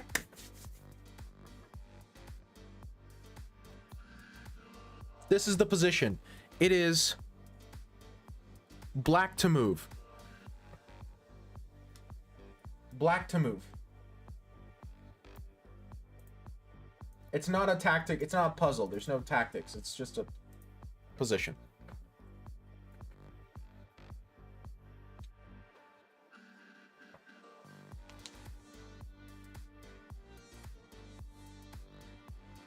This position, black to move. Who do you think is better, and then by how much? You think it's +2. Okay, white +2. You like black off rip after king f7. Okay. So we got 2 people thinking it's +2 for white. 1 person thinks black is better. Okay, okay.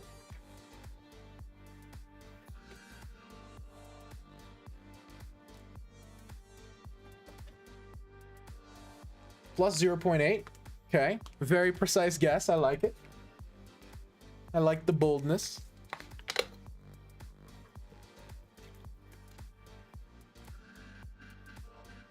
Yeah, white is better. Probably +2.4. Okay. I like king f7. Black is better. I'll say -0.76. Okay. e5. And I would kill to have that g2 bishop. Okay.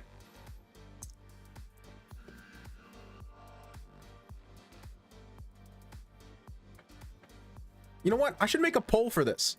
This is what polls are designed for. No, I can make a prediction. I'm making a prediction. Okay, give me a second. Stop. Let me make a new prediction. I forgot I can do this. Wait, why only 2 outcomes? I want more outcomes.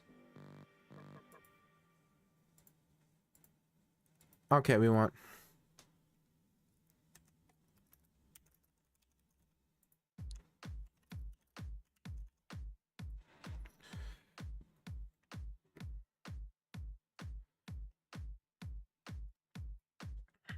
+2 or better. So it's going to be +2 or better.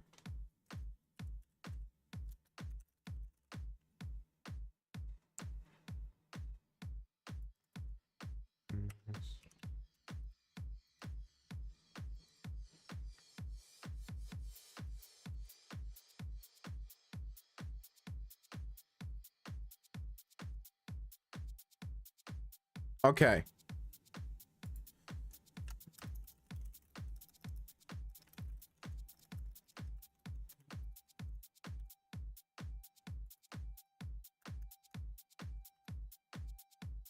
Here we go. Here's the prediction. Okay, here's the prediction, guys. Who's 2000 so I can copy his opinion on the position? No, okay, guys, I have a prediction. Put your channel points where your mouth is.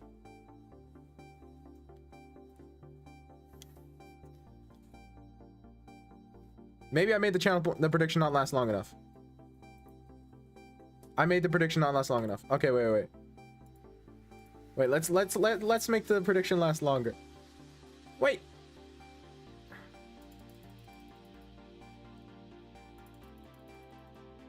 You're not gonna... Wait, I hate stinking Twitch's interface. It's so stupid. Give me a second.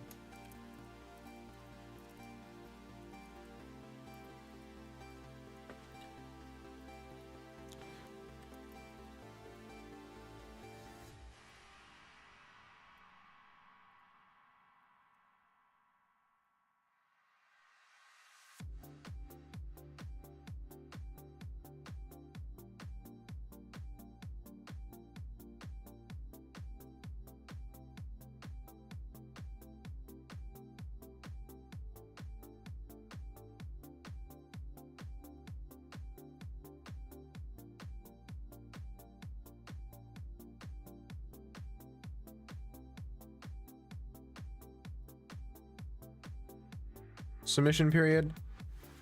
Let's do 2 minutes. Is that enough? That should be enough. Okay. Finally. Can someone give me points? Well, if you follow... Wait, you don't have like 300 points from following? I thought that's the thing that's happened. Anyway, okay. Okay. Now we're actually chilling. So, here's the eval question. Ooh, it's a pretty even split.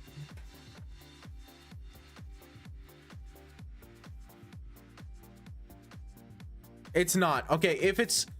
Would I say minus 1.9? I mean, if it's any less than minus 2. There's no house always wins. Somebody's going to get channel points off this.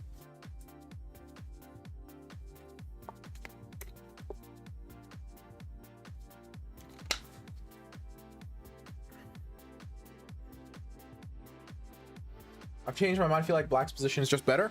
Go for it. That's why we have a prediction. So you get to put your channel points in there and kind of... It's a hard position to evaluate. It really is hard to evaluate.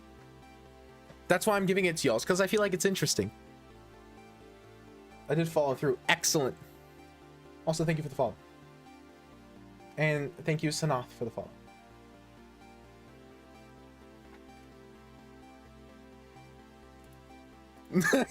No, Lord, we're chilling. It's perfect. It's the perfect plan.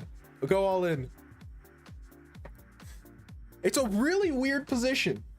It's a really weird position. But again, that's why it's perfect for a prediction. I should do this more often. Especially with my classical games. This is fun. How does one enter this position? I'll show you after.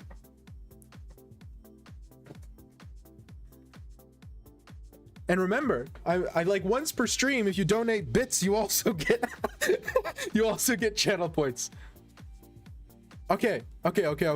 So, this is not a Moscow. This was a Catalan. Anyway.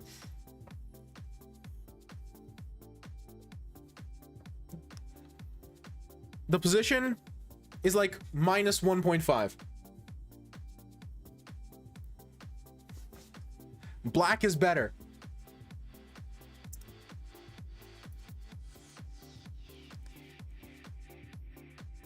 Black is better. The haters are winning here. Black is worse. Black is worse. No, black is better. Black is better. Black is better. White is worse.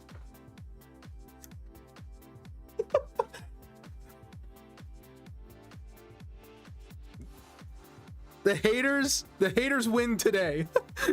Today the haters won. Black has so many moves. My opponent played Queen E7 in the game. But here's the thing. Okay, I'll show you how we got here. Very goofy game. I was white. It's so sad. It's so sad. I thought I was cooking, but I burnt down the kitchen. Okay. I think knight d7 is actually not very good, but that's beside the point. It doesn't matter. So knight f3, d4, knight f3, d5. I can't still use my mouse.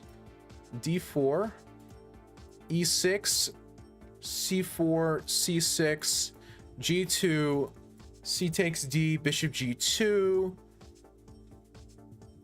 b5, castles, bishop b7, a4, a6. Yeah, I see. This was earlier in the tournament, and I wasn't sure what to play against c6 here. I don't have theory against this move. Now I have theory against this move, but I didn't before. Now I've learned that you should probably be playing queen c2 here. It's a better move than g2 here, but that's beside the point. I did some digging later. a4, a6, knight c3, knight f6,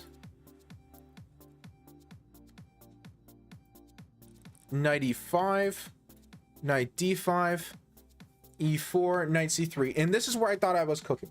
So, no problem. We'll do that again. We'll do that again with my next classical game. If I'll find an interesting position there to evaluate. Anyway, no problem. But in this position, I was like, okay, if I take back, I think it's kind of hard for me to get my pawn back. I don't fully understand my compensation. So I was like, I have an idea.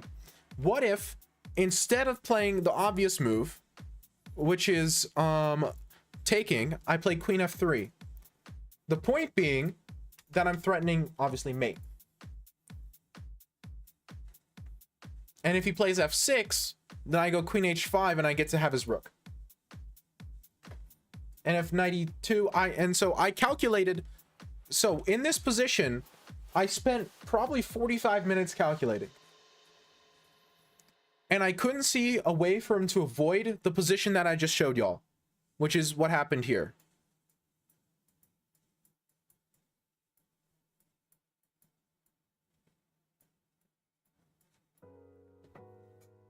And I saw this.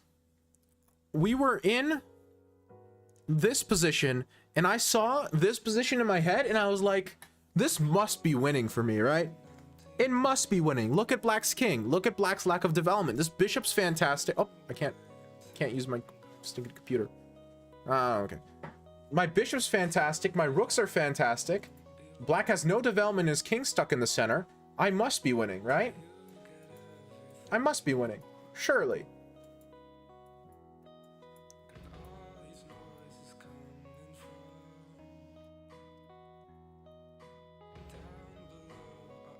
Am I playing?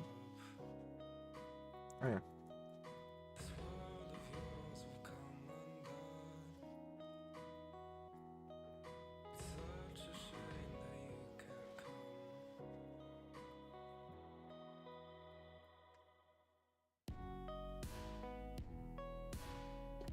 I thought I was cooking. But no, this position is just terrible. And I know it says minus 2.2, but on deeper analysis, it's 1.8, if I remember correctly.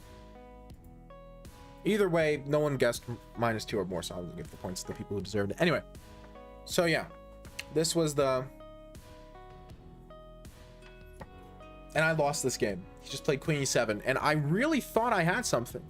I was sure I had something. I'm like, okay, I played d5, and how do you keep me from getting in? How do you stop me? Turns out you just ignore me. I'm not actually threatening anything. Which is like insane. dxe6. Again, I thought, but no, there's just nothing. The knight gets to d3 and the position's over.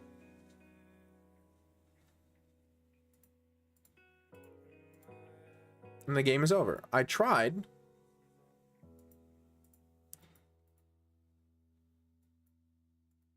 Just nothing. There was just nothing. I was shook. I was shook beyond belief.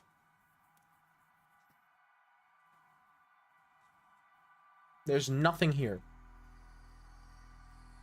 No compensation. White has compensation, but no compensation.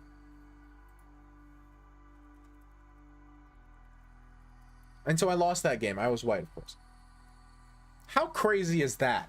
How insane, how psychotic, like what kind of... Come on. Like, I know I'm no Magnus or anything. But, like... I don't think...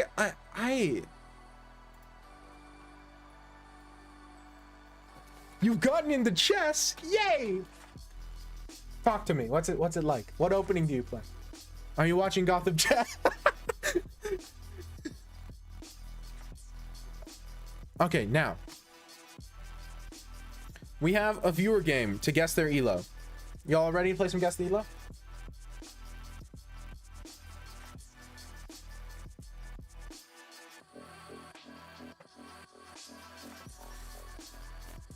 So, let's see what we got ourselves into. The person whose elo we're guessing is black. Nah, I'm better. You don't understand. Anyway. Don't know openings yet, but I've learned how impressive 2000 elo is. That's the annoying part, Blue, is I'm 2000 now, but I hit 2200. And then I dumped elo because I started playing chess at like 2 a.m. It's tragic. But see, here's the thing. I'm at that place, like the most annoying spot in all of chess, where I'm good enough that I can beat 95% of the world's chess playing population blindfolded, but I walk into a tournament and get smacked. Just absolutely destroyed. Is this the game I sent? No, this is the game that Stun sent, because they were next. STN, or however you pronounce that. See? They were next. Oh yes, the Smash Bros problem. Exactly. It's so annoying. Anyway, it's good fun though. I do love playing in tournaments, so I can't complain that much. Hey, someone was just talking about how they hate the Pyrt. Someone was just talking about how much they hate the Pyrts. Look, we got a Pyrts. Okay, so far so good on black. Yeah, it does go up and down. Castles, knight bd2, bishop g4, knight f1. Oh, that's not... White knows his theory. Wait, these people know their theory. Hold on a sec. Wait, that's not theory. Hold on, this is... Okay, wait, this isn't theory in the Pyrts, is it? Hold on a second. I know this is mainline theory in the actual Spanish, but I don't think you're supposed to play this way against the Pyrts. White's just playing... White is just pretending that his opponent played the Spanish. That's weird. That's really weird.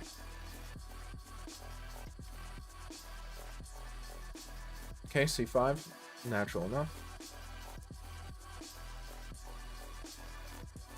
Knight f1 is theory in the mainline Spanish. It's not theory here. Knight g3, knight c6, b5. Ooh, b5's good. You just go to the game on chess.com or Lead Chess or whatever you use. You copy the move list and then you send it to me as text via Whisper, so I don't know what your elo is. Yeah, no, you're right, Lauren. White's been playing passive. b5 is fantastic. I love this. This is a very good way. 8, wonderful. Black is just playing the way you should be playing in this position, playing for their advantage. b4, very rational. White has not castled yet. He deserves death. e5 I'm not in love with. I don't see the point.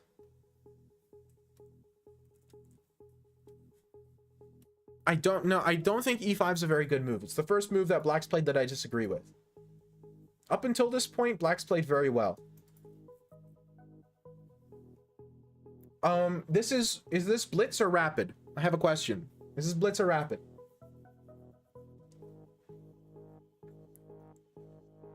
It's rapid. Okay. In that case, I really don't agree with e5 because you have enough time to see that this move does nothing. What's the point? Okay, so Black doesn't have a plan. Rook b8 here. Before e5. Yeah, rook b8's fine. I'd play rook b8. Rook b8's fine. I like h5. h5 to me, that makes a lot of sense. I'm taking space everywhere. But rook b8's also good. Rook b8's maybe even better than h5. But yeah, no, e5 is just wrong. It blocks in your own bishop for no reason. You play e5 when you want to play like f5, right? Or when you're scared, or if you want to prevent d4, if you want to pressure the d4 pawn. In this position, it's just not correct.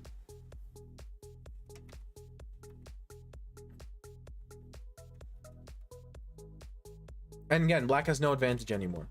And then rook d8 is also wrong. This is just a passive square for the rook. The rook is defending a pawn that doesn't need defending here. It's the wrong square. I understand, but it doesn't help. In chess, in general, you should be playing for the parts of the position that you're better at. You should be playing for your advantages. Your advantage is on the queen side, where you've got this fantastic connect 4 going over here and a ton of space. Make use of that. Rook b8 is a way of doing that. Queen a2 is a way of doing that. Right? Push it.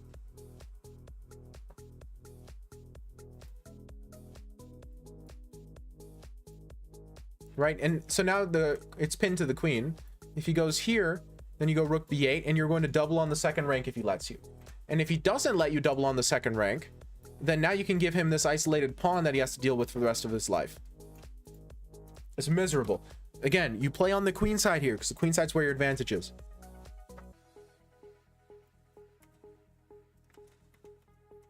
e5, h3, bishop takes f3, bishop takes f3, bishop takes c3, rook d8, 92. Rook d8's very passive. I don't care for it at all. h5. h5 I don't think has a point in this position super. I don't hate it. Like, it doesn't make your position worse. I guess it prevents the bishop from coming this way. You know what? Okay, fine. h5's fine. Queen a5. Okay. d5. Ooh. Ooh. Now that's also just wrong. White has the bishop pair. You should not be opening with the bishop. You just created free weaknesses for white's pieces. White. Now I far prefer white. King h2 is also very wrong. Okay, so both players are fundamentally misunderstanding the dynamics of the position. Okay, preserving the bishop pair.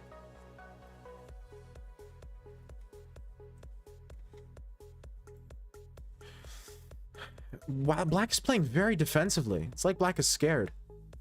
I don't know what he's scared of, but... Okay, now I want to see the endgame technique.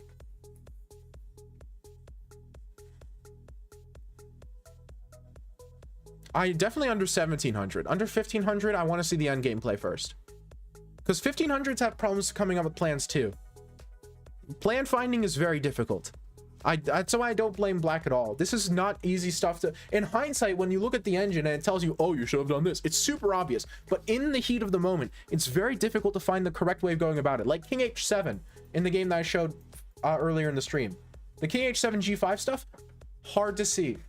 In hindsight, you look at it, you're like, oh, duh, there's no way black can ever lose that. But I spent 30 minutes on the position and I didn't see it, right? g4. G4 is also not very good. Yeah, do it. King f2. King f8. Bishop d1, knight d7. I want to see the endgame technique.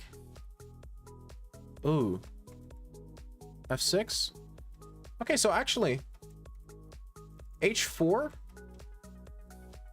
Okay, well, actually g5 h4 is pretty good technique.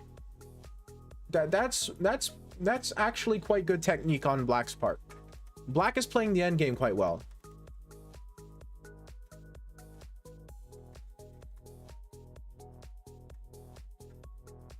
No, rerouting the knight, you have infinite time. That's not a problem. You want the knight and the king to both get in. That's completely fine. And then black resigns here. Yeah, no. Black played this endgame quite nicely. This endgame play was good. See, this is why I said didn't want to say lower than 1500 too early, because this was some very nice endgame play. I've done that before, Sanath. It's so tragic. Anyway. Okay, so here's my high-level summary. Black played the opening well, could not find a good plan in the middle game, so played passively, and then played the end game well. White knew opening theory for his main opening, but didn't know when to not use it. Got counterplay in the middle game, and then self-destructed in the end game.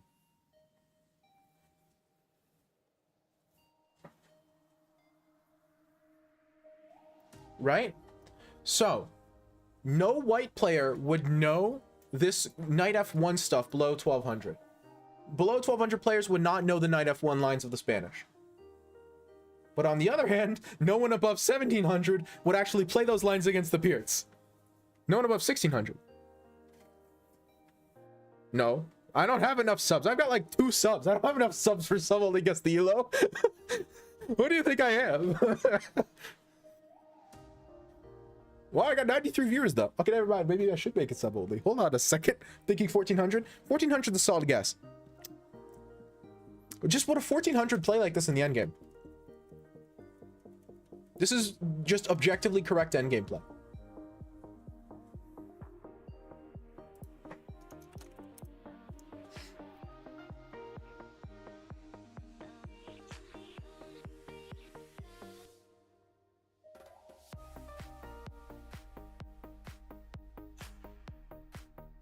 They do, but still. My point is, would a 1400 play g5 h4?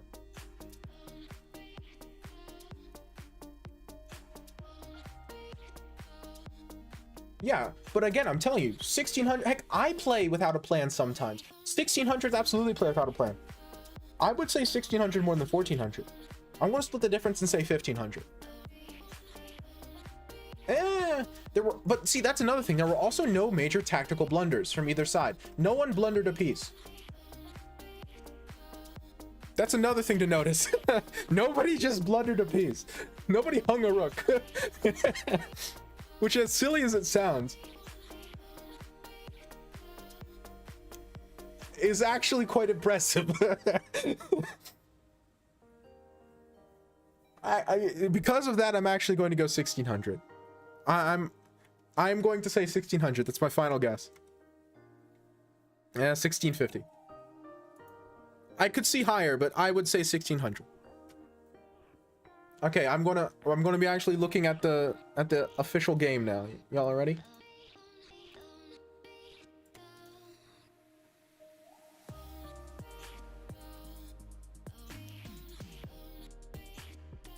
A 1570 versus a 1400. Interesting. What's currently low stockfish? I think it's like 3300. 3300. Blue, are you familiar with how the elo system works in general? Like the way it's built? My peak is like 1600. That makes sense. Okay, so we were pretty close. We did a pretty good job. Which, this makes sense why it did slightly more poorly. But yeah, very nice game of chess. The middle game, you had no plan. I don't think I need to tell you that, but you had no plan during the middle game. The opening was fantastic, and the end game was fantastic. But wow. 3650, sorry. It's 3650, evidently. Which, I believe that. Stockfish is crazy. It's so much better than humans, it's not close. Wait, we actually did pretty well here. I'm proud of us. I'm proud of us, chat. Okay, give me a second.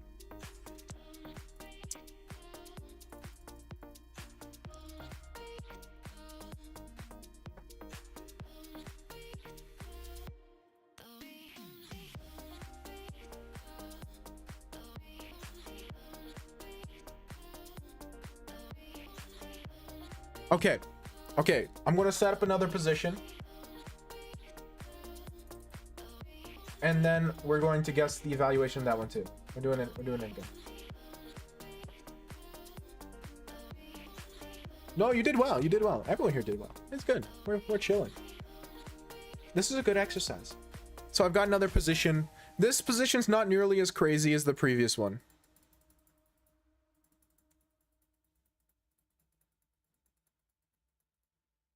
So it's far less exciting, but it's still an interesting one.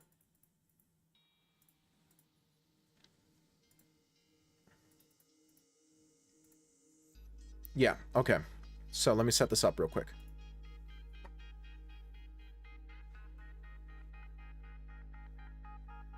Yeah, you just copy paste the moves. You don't bother with any of the other stuff.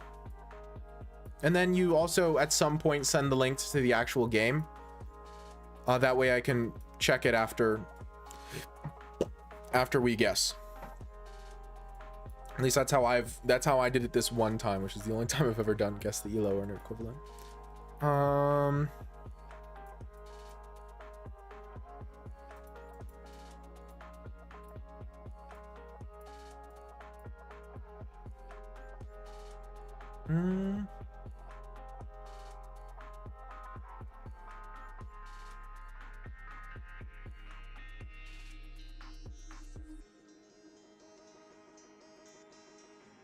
Let me make sure I got this right.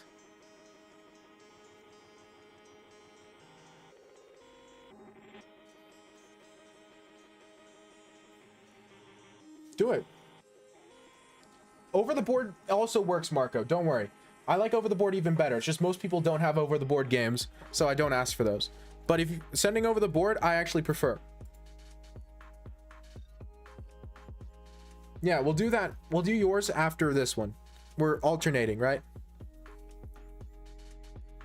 Okay, so actually, you know how I'm going to do this?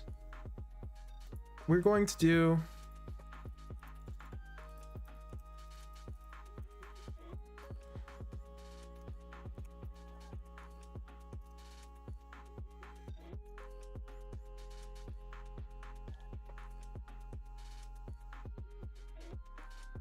This one, I don't think it's that easy. Trying to look at the position. Again, this game wasn't as exciting as that other one, so.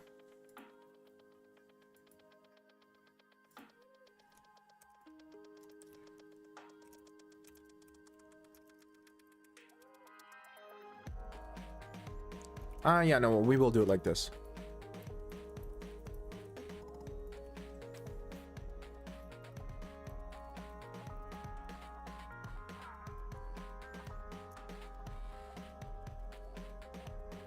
We'll do it like this.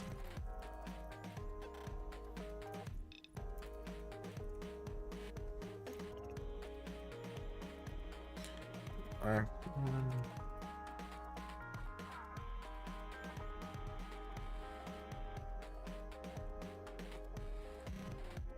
We'll see how this works.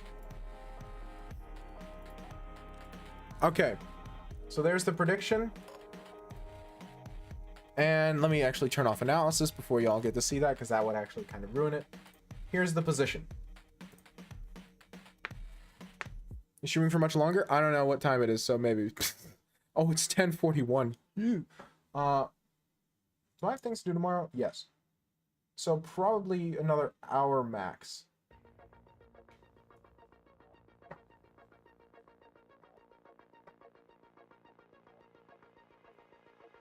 So this is the position. What do we think? I'm also not going to tell you what color I am. So just a note, I'm not going to be able to get to all of y'all's games this stream, okay? It's almost 11 p.m. and I have a life.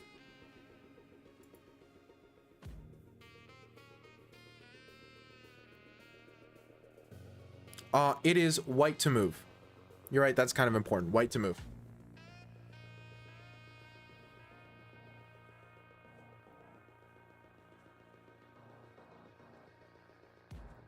You got some time to cook over it. There's some weird dynamics here. Hey, Chess Gamerin. Thank you so much for the follow. Just a second. Let me see if I can get your name right.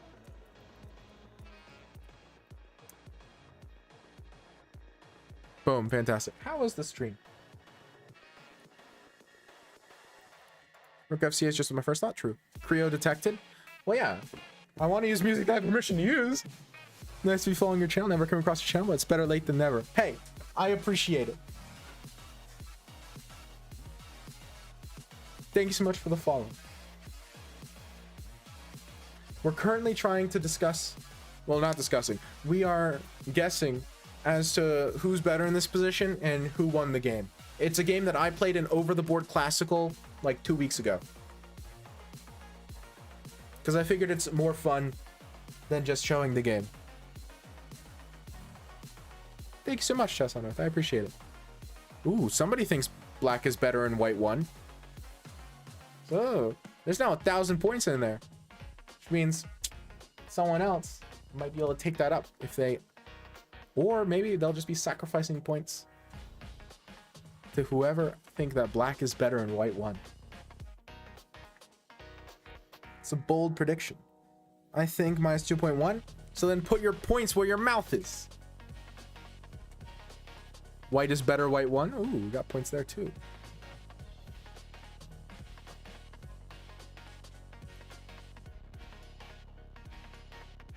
The queue for this, one, we're probably not going to get to everyone in the queue, and two, the queue is for analyzing games, not for playing, because we're doing a lot of analysis.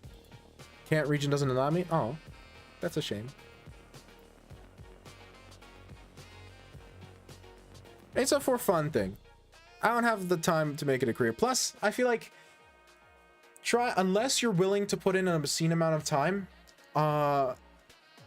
internet content often, if you can make it a career, is more of a randomness thing than a like for sure thing. So like you put in a bunch of time and then you're not really sure if you're going to make a career out of it unless you like are really intense about it for years and years and years. What do you IRL? Well, currently I do... Well, I'm in college, so I'm studying. But I also work part-time doing bookkeeping for my family's nonprofit that we have. Our non-government organization, our NGO. I think his wipe is better by 1, but no more. Okay, but then who do you think won defensivity? Looks pretty equal to me, but king for black, so maybe 0.5 for white. Interesting, interesting. Thank you. I like to think so. Plus, it's nice because since, well, 1, I'm doing the financials, so I definitely get to see if we're laundering any money. But also because, you know, it's literally my mom running it. I get a high degree of confidence that it's not a scam, I suppose. I think white won. Okay, so then put the points in, because you only got a little bit more time.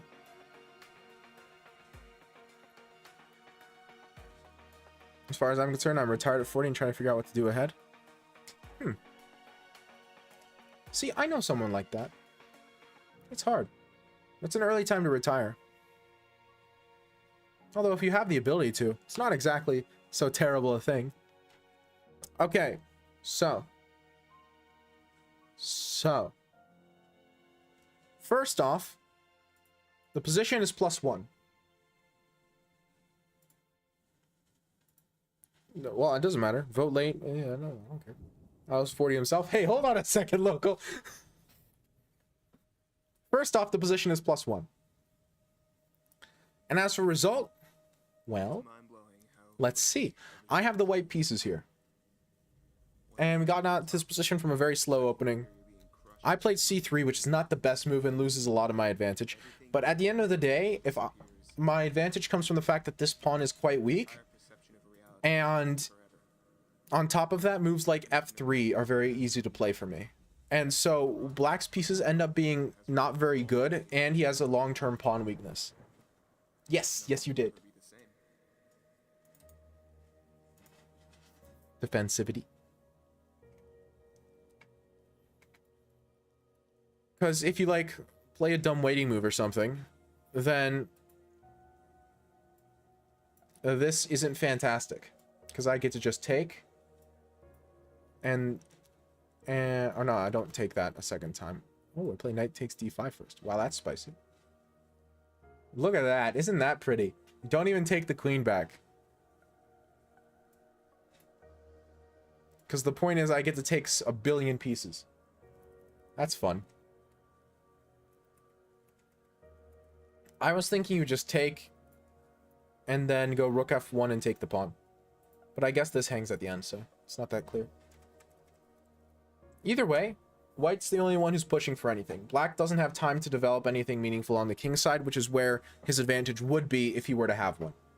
This pawn isn't weak, and even if it was, I could play c3, which is what I did in the game, and black has no meaningful threats, and just a really, really bad bishop. So after c3, my opponent played knight c4, which is a very suspicious move. Simply because I get to play bishop takes, and then f3, and suddenly these pawns are not too fantastic looking. And this bishop, once again, doesn't exist, and knights do a very good job blockading pawns, so. Now after the f3, he played queen c7. If he took, my plan was to take with rook and play like rook g3, and now I get to rotate my pieces into the party, and suddenly I'm the one with kingside pressure. When my opponent played queen f7, I took, and after he took back, I took on c7.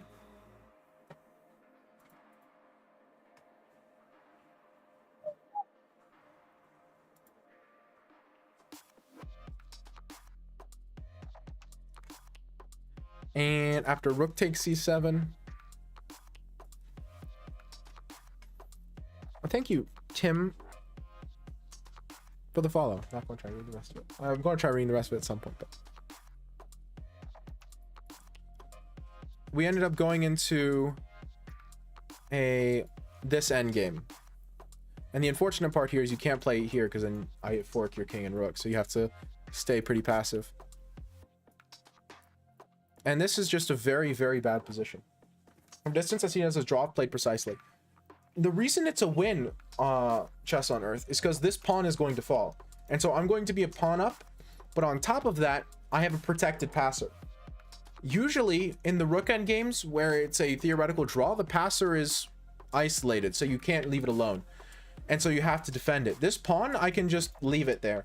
And it will forever be forcing black to play with a piece in front of it. And I can just play with my pieces normally. So it should be a win because of that. Now,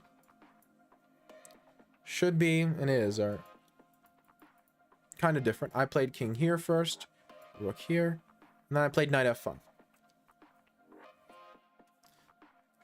My point here was that I take this pawn in every case.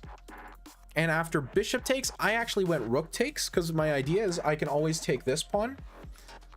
And after pushes, I take here. Now, evidently, that was not the most precise way of playing the position. h5, bishop h7, and then, what was it? Knight d5, and then just walking in with my king. Or, like, if you play something else, I'm not even sure what else you play here. Let's say some... move.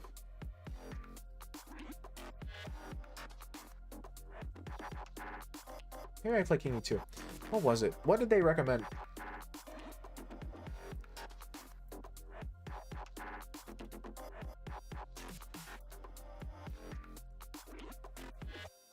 Maybe it was something like knight backwards. Oh no, king g3. And then walk in with the king. And it's hard to find a way for black to move, because the point is if you push, I just take, and then I just let you do whatever the heck you want. But that's not what I did. I played not as solidly. I let this happen, and then I played rook takes a5. And the problem with rook takes a5 isn't necessarily that it's end of the world terrible. It's just black gets a lot of activity. And that's what happened. Black got a lot of activity. Now, I should still be winning here, but it's not exactly obvious anymore. Thankfully, I found a nice little tactical motif in time, which is that I can take this pawn. Well, because oftentimes if I force the rook trade, where should I check and force the rook trade?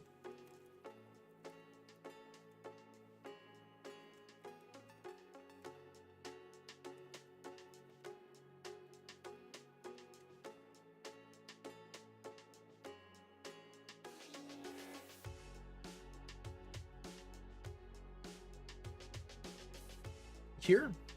Well, because one, his king gets active, so I'm helping him there. And two, he still gets the activity problems, but I'm not a pawn up. No, he doesn't block with rook. He moves his king. There, he lets me take every day of the week. I play king d7, and then if you take, then the same thing happens, but it's worse because I don't have an outside passer anymore. And his king is more active. No, it's no problem. Feel free to ask questions. It's important. Again, king t7, and then now what do I do? If I play rook takes a5, it's the same as before, only his king's one step closer, isn't as good. Or if I take, then after b takes, rook b3, he gets a passed pawn as well, no matter what. Checking king e3, but why check then?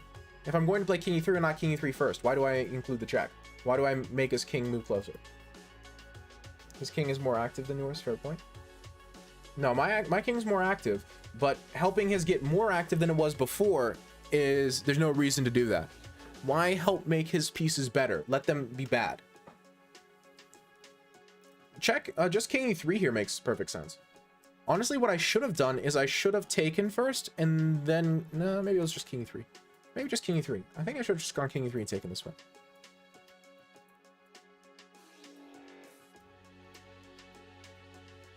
This ends up with a very similar thing to what I had.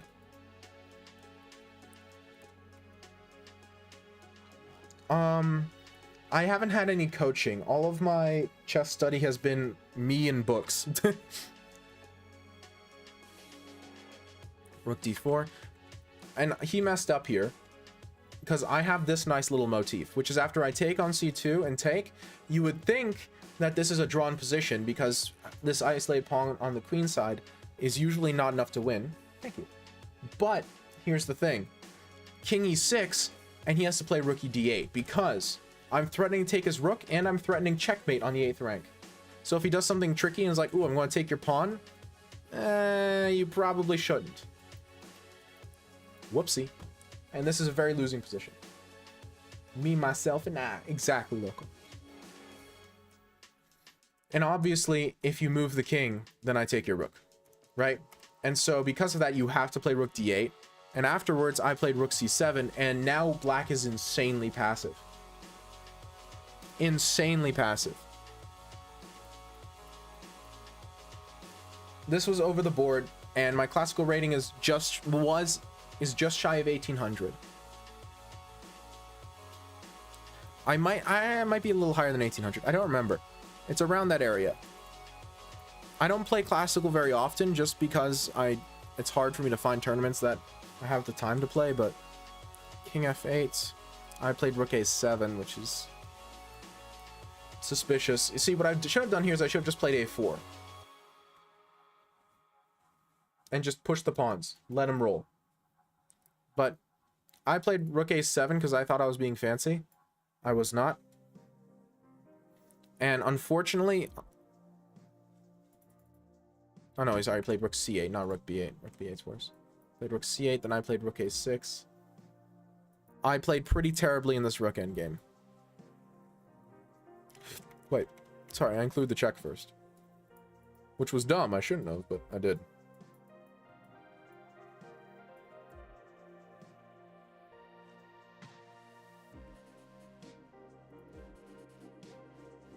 Oh no, I didn't include the check. He played king f8 all on his own. Yeah, no. It's been like 2 weeks since I played this tournament, so it was this. It was this. And then he played king f8, then I went g5 and he went here. The point of g5 is after g5 he goes something stupid like this, and I play g6. And now my win is very easy. Very, very easy. I go here and I push the pawn, and eventually I can just checkmate you or a queen. Chess.com, my current rating is like 2070 rapid, but I've hit 2200 before. I just haven't grinded elo in a while, and I played at like 4 a.m. But the thing is, after rook d7, if I play g6, what I actually played was I pushed the a pawn, I believe. Let me check. I have the game up over here.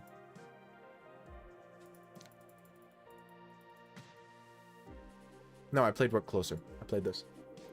But the point here is I played g6, then now he takes my rook by force. So he was playing a little bit of a cheapo. But I didn't fall for it, but I still played a bad move. I played rook d6, and after takes, it's actually very difficult for me to prove anything. Not there. Piece of junk.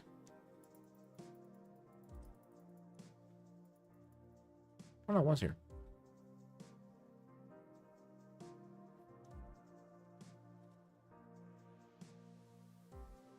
Obviously the brilliant thing, because it's cooler for them too. And then I just played this endgame very poorly. To be fair, I had very little time on the clock. But that's not really a good excuse.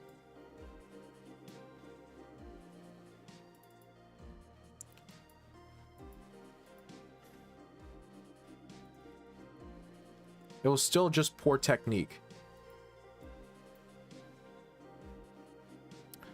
And I had one more chance here to win. One more chance. If I played king g6 specifically, I would have won. But I took the pawn, which draws. King g6, king f8. I get to play rook f7.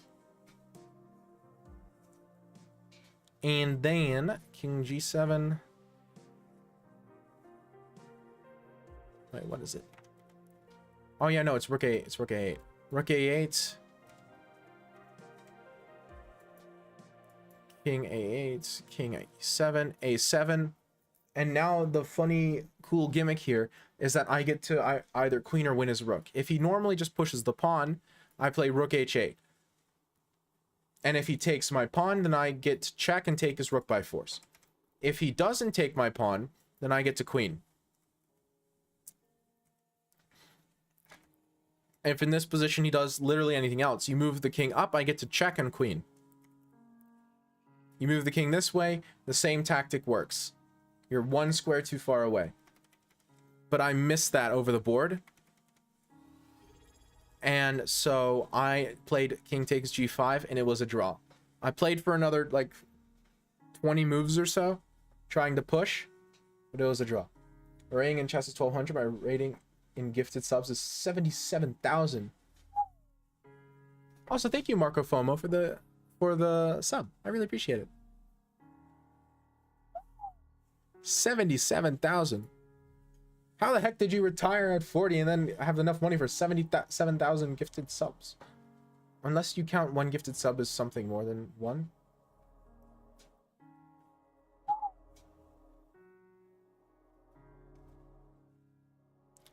You're telling me that you couldn't bribe some smaller international master streamer with gifted subs to coach you? True. Yep. Now, I didn't lose, I drew. But that unfortunately means I drew. Which means nobody was right. I'm deleting the prediction. Everyone gets their points back. Yay!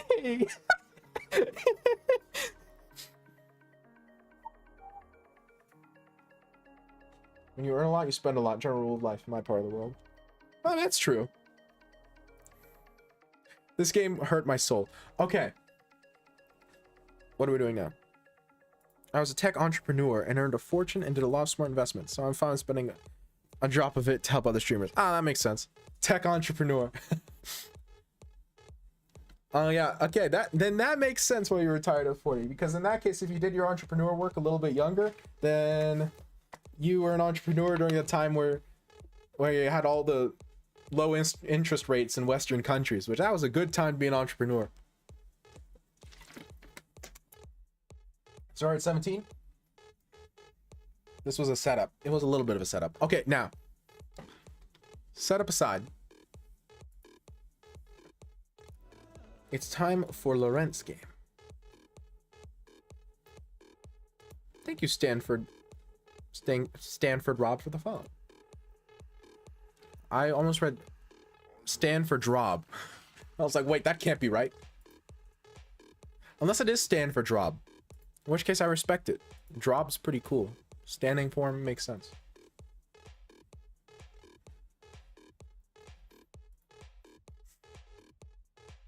Yep, I have the game here. So. No, I am Rob. Oh, he is Rob.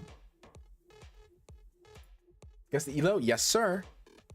So, what color are you here, Lauren? If you don't mind me asking. Or if you do mind me asking. I'm assuming you're white, but that is an assumption. And were you the one who said this was over the board?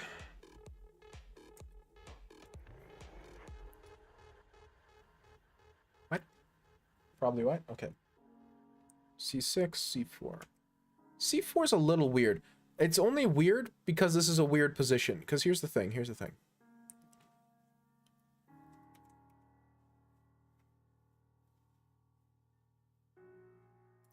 That's where I want to be.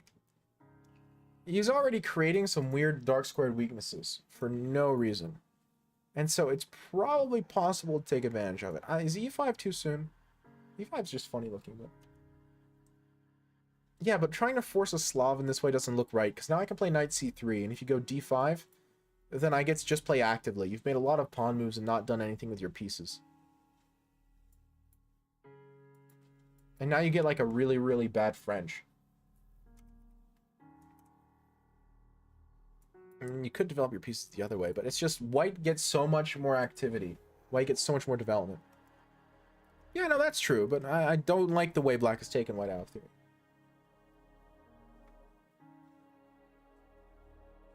I thought e5 looked good, but okay. c4 is fine. Completely rational and principled. Bishop b4 check, okay. Knight c3 I don't care for.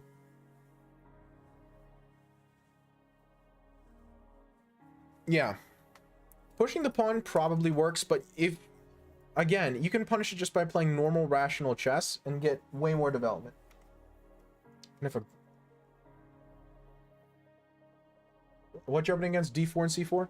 I don't really have one that I'm comfortable with. I've kind of switched. I'm trying a Bogo or a Nimzo, depending on what they do.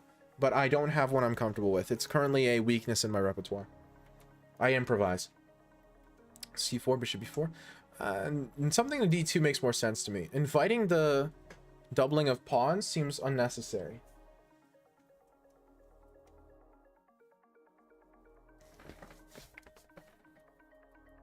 Oh no.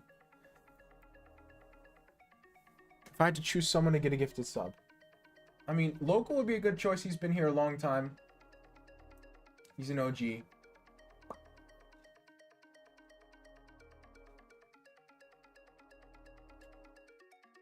It'll probably be Local. I did play the Slemislav. I never paid the Slemmy. I never pay. I can't speak. What time is it? It's 11:06. Okay, that explains it. I never played the Semislav. I never played the Slem. Why can't I speak? What's wrong with me? I never played the Semislav. I played the classical Slav, the open Slav.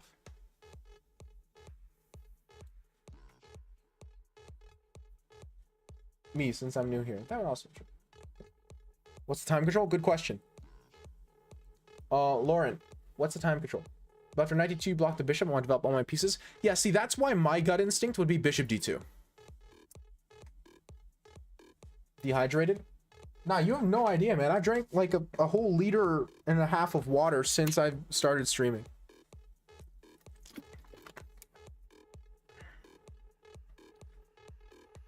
Baby, that's worth. It's rapid, but I blitz out all the moves. Okay, it's rapid, but it might as well be blitz. Okay.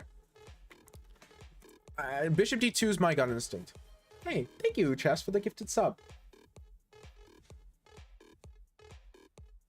Do you like drinking gifted subs for a change? I mean, I don't mind, naturally. Naturally. You know, college student. I never mind an alternative source of income. It is epic. Appreciate it, Chess on Earth. Bishop d2. Because here's the thing. He can't play like knight c6 or something normal. If he takes, you just... Now you take with knight. Or with queen, honestly. But I like taking with knight. And you've prevented your undevelopment. See, now you made it harder. Now I have to pick random people. Doesn't feel fair.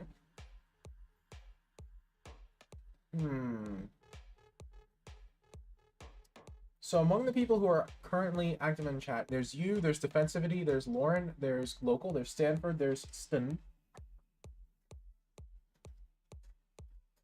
And they're all new. Local's the only one. Wait, Defensivity hadn't followed today. Defensivity has been here longer.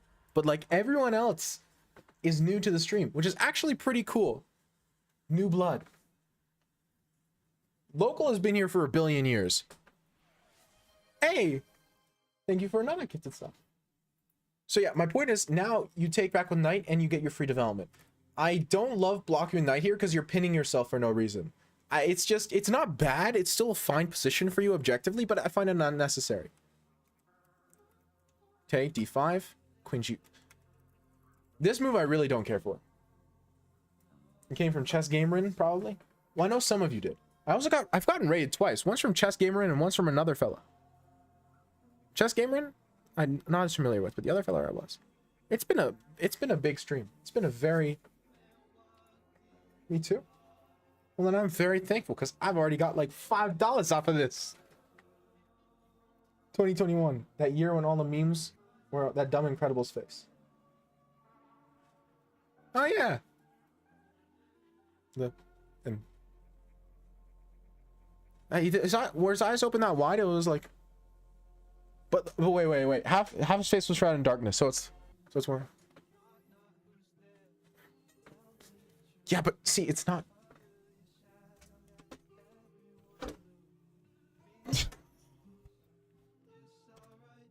Okay, never mind. Okay. So you're romantic in the way you're a chess romantic in the way I'm a chess romantic, which is you like sacrificing pieces, but you don't actually like try to justify it. That's fine. I'm okay with that. Queen g4 is just so anti-principle. e5 is probably best. Just develop pieces. Bishop d2, knight f3 or something. e5, e takes, bishop d3, queen b3, something, right? I want pieces to get developed. Bringing the queen out that early is just so very suspicious from a principle perspective. Oh, he gave you g7. Never mind, we're chilling. Whoa, 5 gifted subs. Thank you so much, Chess on Earth. I really appreciate it. Never mind, he gave you a free pawn. All is forgiven. All is justified. Now he has to play queen f6. Queen g4. Bro wasn't lying. He actually does gift a lot of subs. You never know. Internet's a weird place. Yep, no, you definitely were here after you changed it to your local Asian. I know that for sure, because you've mentioned that as your previous username, but I never saw it on Twitch.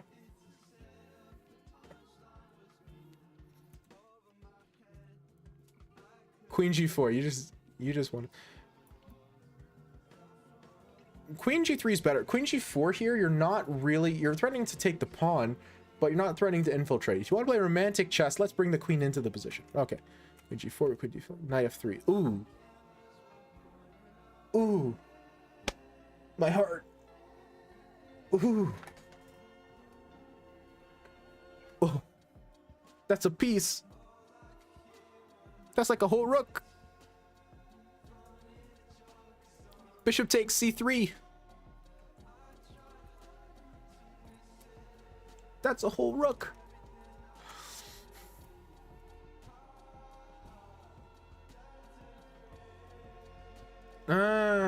No, that makes sense. I probably still would have called you local. Actually, I might have called you your, just to be funny. But you know, but I might have calling someone Asian. Don't know. Ah, I was part of the plan. Then never mind. You're okay. Should be 2, knight d7, castles, knight e5, queen x4. Okay, bishop d7, bishop c3. Okay. Queen f5, queen takes, pawn takes f6. We're not that bad anymore. Oh, bishop d6 I don't like either. Move the bishop back and keep it on the diagonal. That diagonal's fantastic. That sounds like rapper's ad libs. Yes, you know me, the rapper. I've got bars for days.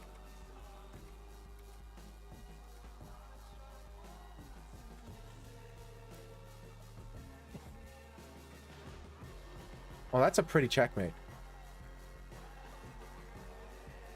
I guess the elo on this is going to be difficult. Hold on a second.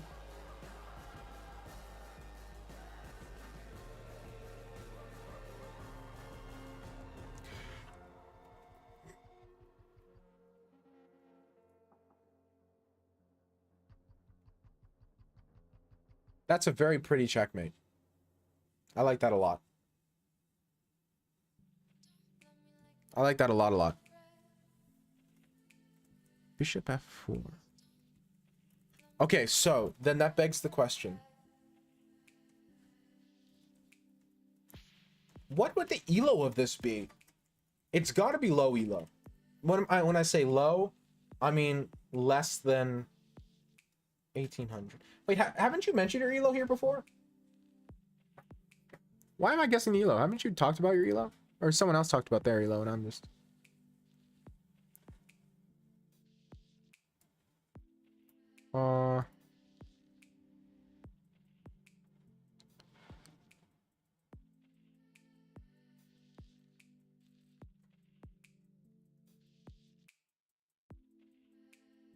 No, you have not mentioned your elo. Okay, so what the heck is this? That checkmate was awesome. Love that. Not saying my elo. Okay, you haven't. In that case, knight c3, I think knight c3 and queen g4. Queen g4 maybe not as much, but knight c3 definitely demonstrates low. And queen g4, honestly, here. Not playing queen g3.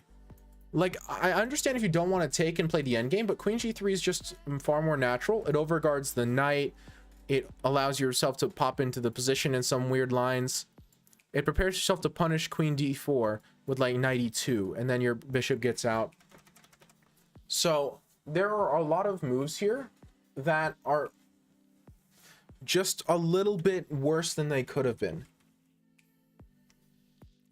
But on the other hand, the fact that you found that checkmate, right? Not low elo players would not have found that checkmate.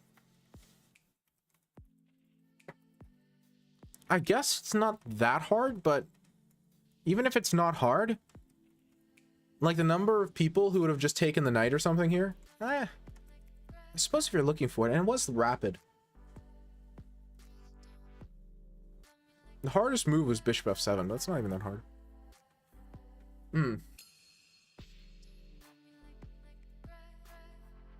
See, it's these short tactical games that are the hardest ones to guess the elo for. When it's a long game with a lot of like positional nuance going on, you can get a better feel, like the last one that we did. This one's harder. I'm going to say 1900 wouldn't play like this. 1200 wouldn't play like this. 1400 wouldn't play like this. 1500 is the lowest I would go.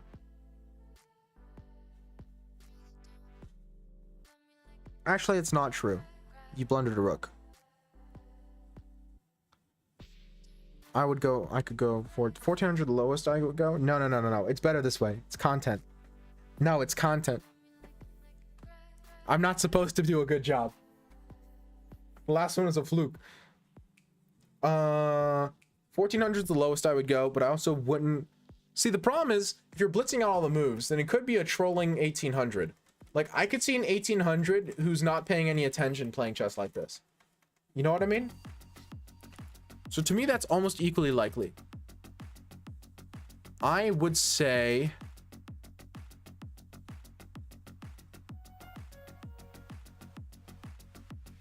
it's not 17.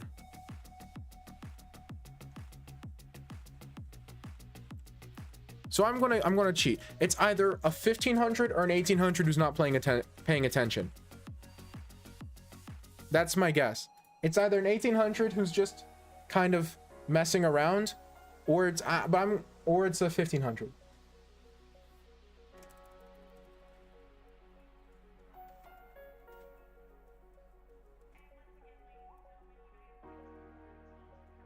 That's my guess. 1400. Ooh, that's a lower one. It could be 14. I don't think so. Could be 11. Ooh, that's even spicier. No reason to apologize. That's true.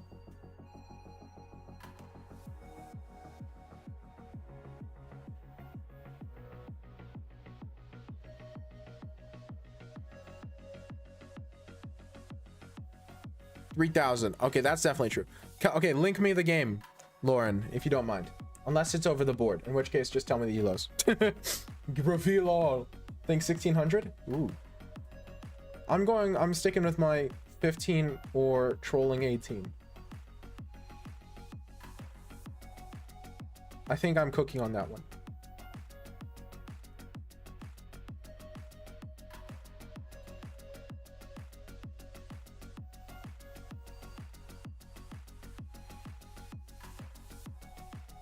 Watch it be like 22 and embarrass the rest of my life.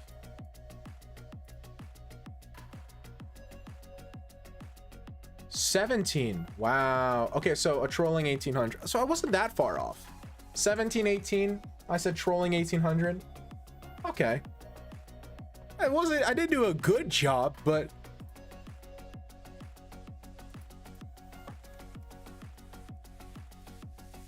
the checkmate was pretty. I told you, I really quite like the checkmate. That's the reason I wanted to say trolling 1800. Is because in my mind, I couldn't see someone lower than like 1800 like going into this checkmate intentionally. I could see a 1500 just playing. See that this is what got me playing check to try to win the bishop, and then winning the bishop, and then trying to not get your bishop taken, and then seeing at the end, oh wait, it's checkmate. Right? That's my thing. A 1500 could stumble into this accidentally, but a 1500 wouldn't play for this on intentionally. It took a 1800 to do that. That's what's so funny about this. Is it's like you blundered a rook and you locked in. Really goofy game. I told you trolling 1800. It's a 1900 alter count. I told you guys. I told you. This smelled like a troll to me. Not a troll in the sense that you're like, but like someone who's throwing. Okay, so we're going to do Marco's, and then I'm going to go to bed because it's like approaching 11:30. Marco, you sent me a few games. All of them I'm willing to look at. Just tell me which one you would rather me do. The over the board one, because that's because it's a better game or something. Again, over the board with you just telling me those afterwards, fine. I actually kind of prefer because I like over the board. But I want to know which game you want me to look at. Okay, sure. I don't know. The first is short and tactical. If you want me to look at it, I will. I told you it's more fun. Both over the board. Okay. Well, then just whichever one you prefer. It's all fun. I complained, but the other one's too long to share on one message. Okay. You got a really good guess. I'm doing okay. I'm doing pretty okay with this. I'm surprised with how well I'm doing at guess the ELO Blobfish edition.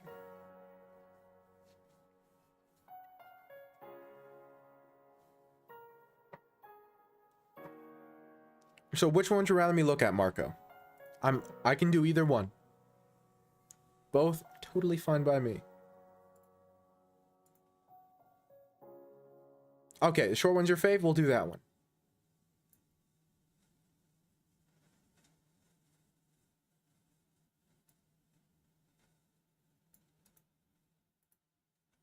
We'll do that one then.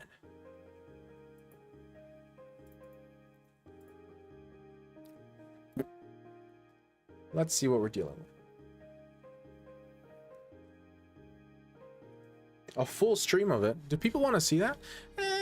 See, I told you, I mentioned this before, I think, Local, but my problem is that I feel like people, a part of the appeal of me as a smaller channel is that people get to show their own games, you know? And that's the thing a lot of people like. Okay. Knight c3 before c4. It's interesting. Interesting. Against the Pierce, I can't really disagree with it because you're transposing. Also, you should watch Death Note. I don't really watch anime. Knight d7, knight f3. Yeah, so we're transposing to a Pierce. Interesting. Ooh.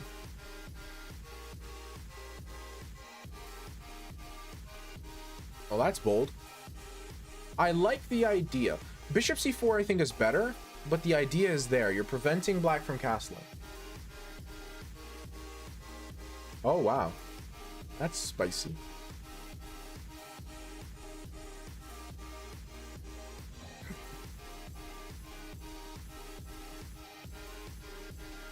Look at this. Look how pretty that is. The point being, if you block with bishop, and I take on b6, and then after takes back, I play queen e6. And you know what the punchline is? If you go king d8, I castle long. And you're still pinned. That's super pretty. I love that. I know, right? I missed it. That's hard to see, though. That's so cool. That's such a cool sequence.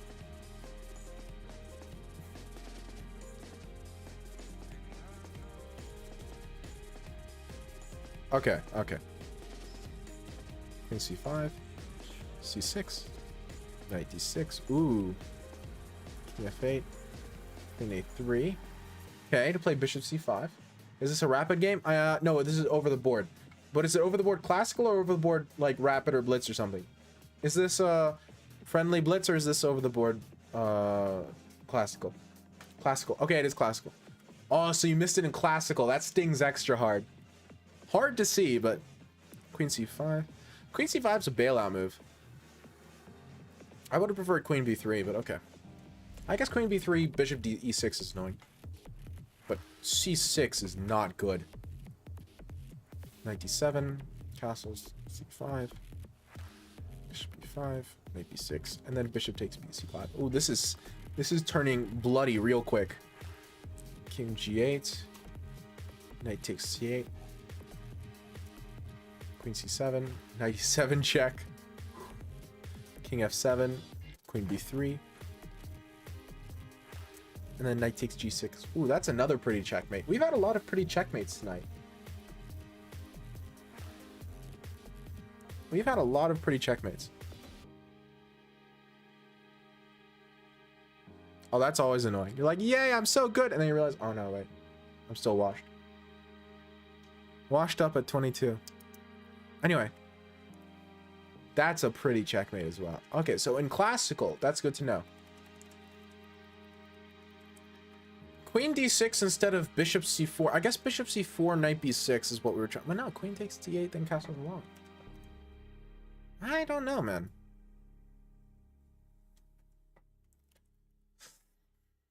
Opening was great. It's just this queen d5 move is so not fantastic.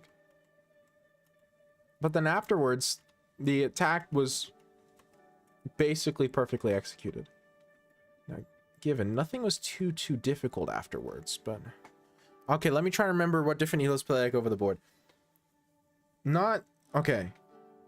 A 2000 would have seen knight takes c7.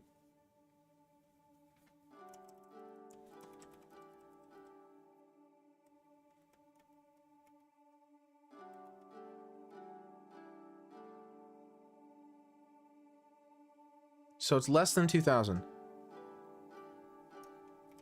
Were there any actually difficult tactics which were seen? There were no difficult tactics seen.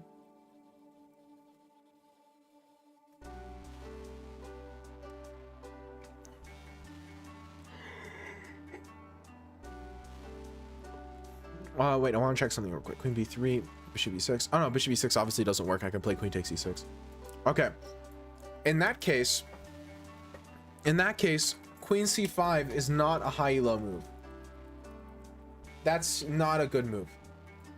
Queen c3, queen b3 is far more in the spirit of the position. In which case, I don't think an 1800 would play queen c5. I don't think a 1700 would play queen c5. 1600 might. A 1600 might overlook knight takes c7 after bishop e6.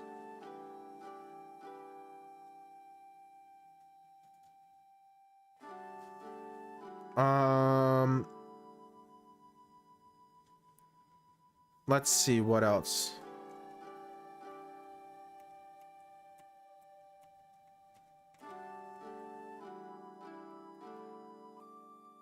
This is a hard one.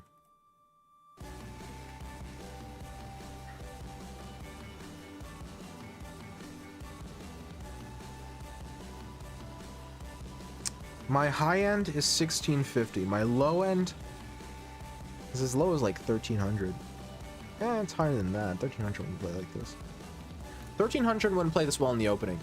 See, that's another thing I forgot. I kind of almost forgot about. Is this move, knight c3. This is not a low elo move.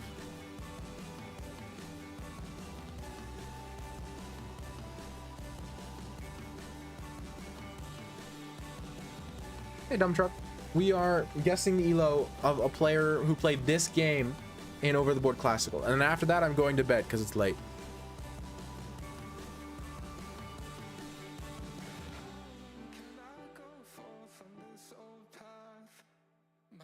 Knight C3 is Jobava London. I know, but he played E4 afterwards. That's not Jobava London. He didn't play it like a Jobava. He played it like someone who plays London, but was being fancy with the move order in the Pierts to avoid playing the London against the Pierts, because that's not something you should do.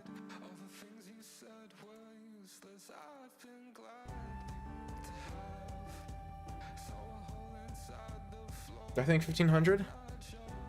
I think 16. I would even be willing to say 17 in hindsight. Between 15 and 17, if I had to give a number, 16.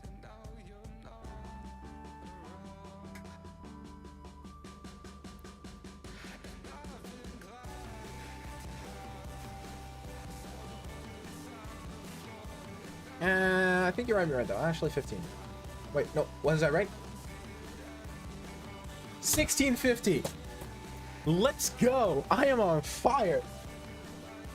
I am on fire. I was just starting out here last year, my 7th game or so, opening well prepared, but the rest shows 1650 at the time. That was the second game I had a rating at all. 1650. Guys, I'm cooking.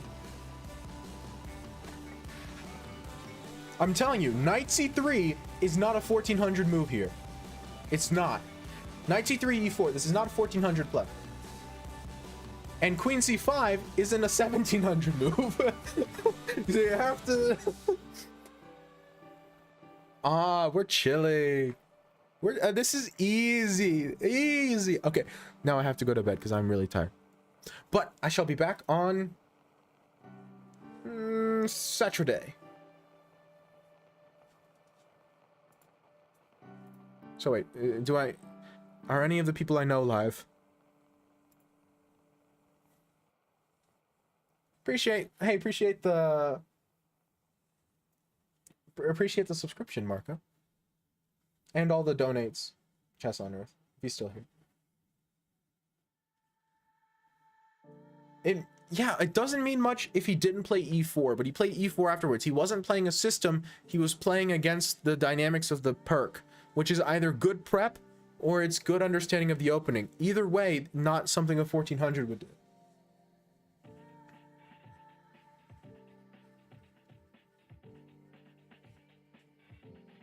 It was a Ginger GM tactic to indeed transition, right? To not play London against the Pierts. That's what I'm saying. The person knew not to play London against the Pierts, and they had a specific move order to not play London against the Pierts. No one is preparing specific stuff against the Pierts if they're 1400. I'm telling you.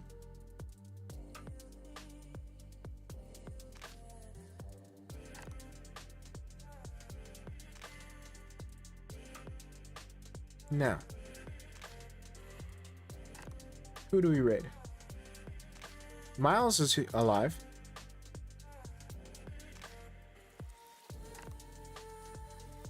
And he raided me, I think, last stream? Or did he raid me? I swear. Didn't Miles raid me this stream? He did. Oh, so he's live again. I'll raid him back. It's the perfect scheme. I think 1500 that doesn't regularly play the Jababa was trying to learn it. That's what my thought was. I could see that. No, that's fair.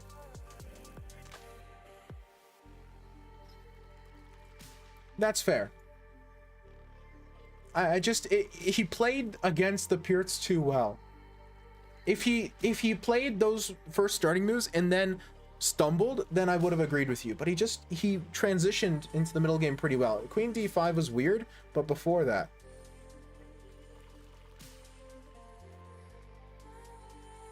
like the first 8 moves up until this point, it was all fantastic. Taking was a little weird too. Bishop C4 should have been the move, but that's beside the point. Anywho, thank you all for stopping by and for all the support. I'll be back on Saturday where I'll go over and we'll actually look at one of the tournament games where I did a good job instead of just games where I played a bunch of trash. Have an excellent night. He could have been a Pierce player, play a different opening. No one plays the Pierce and the London, though. They appeal to two different types. You're right. It's possible. It just felt unlikely to me. It really is possible, but it felt unlikely. Anywho, have a great night, y'all.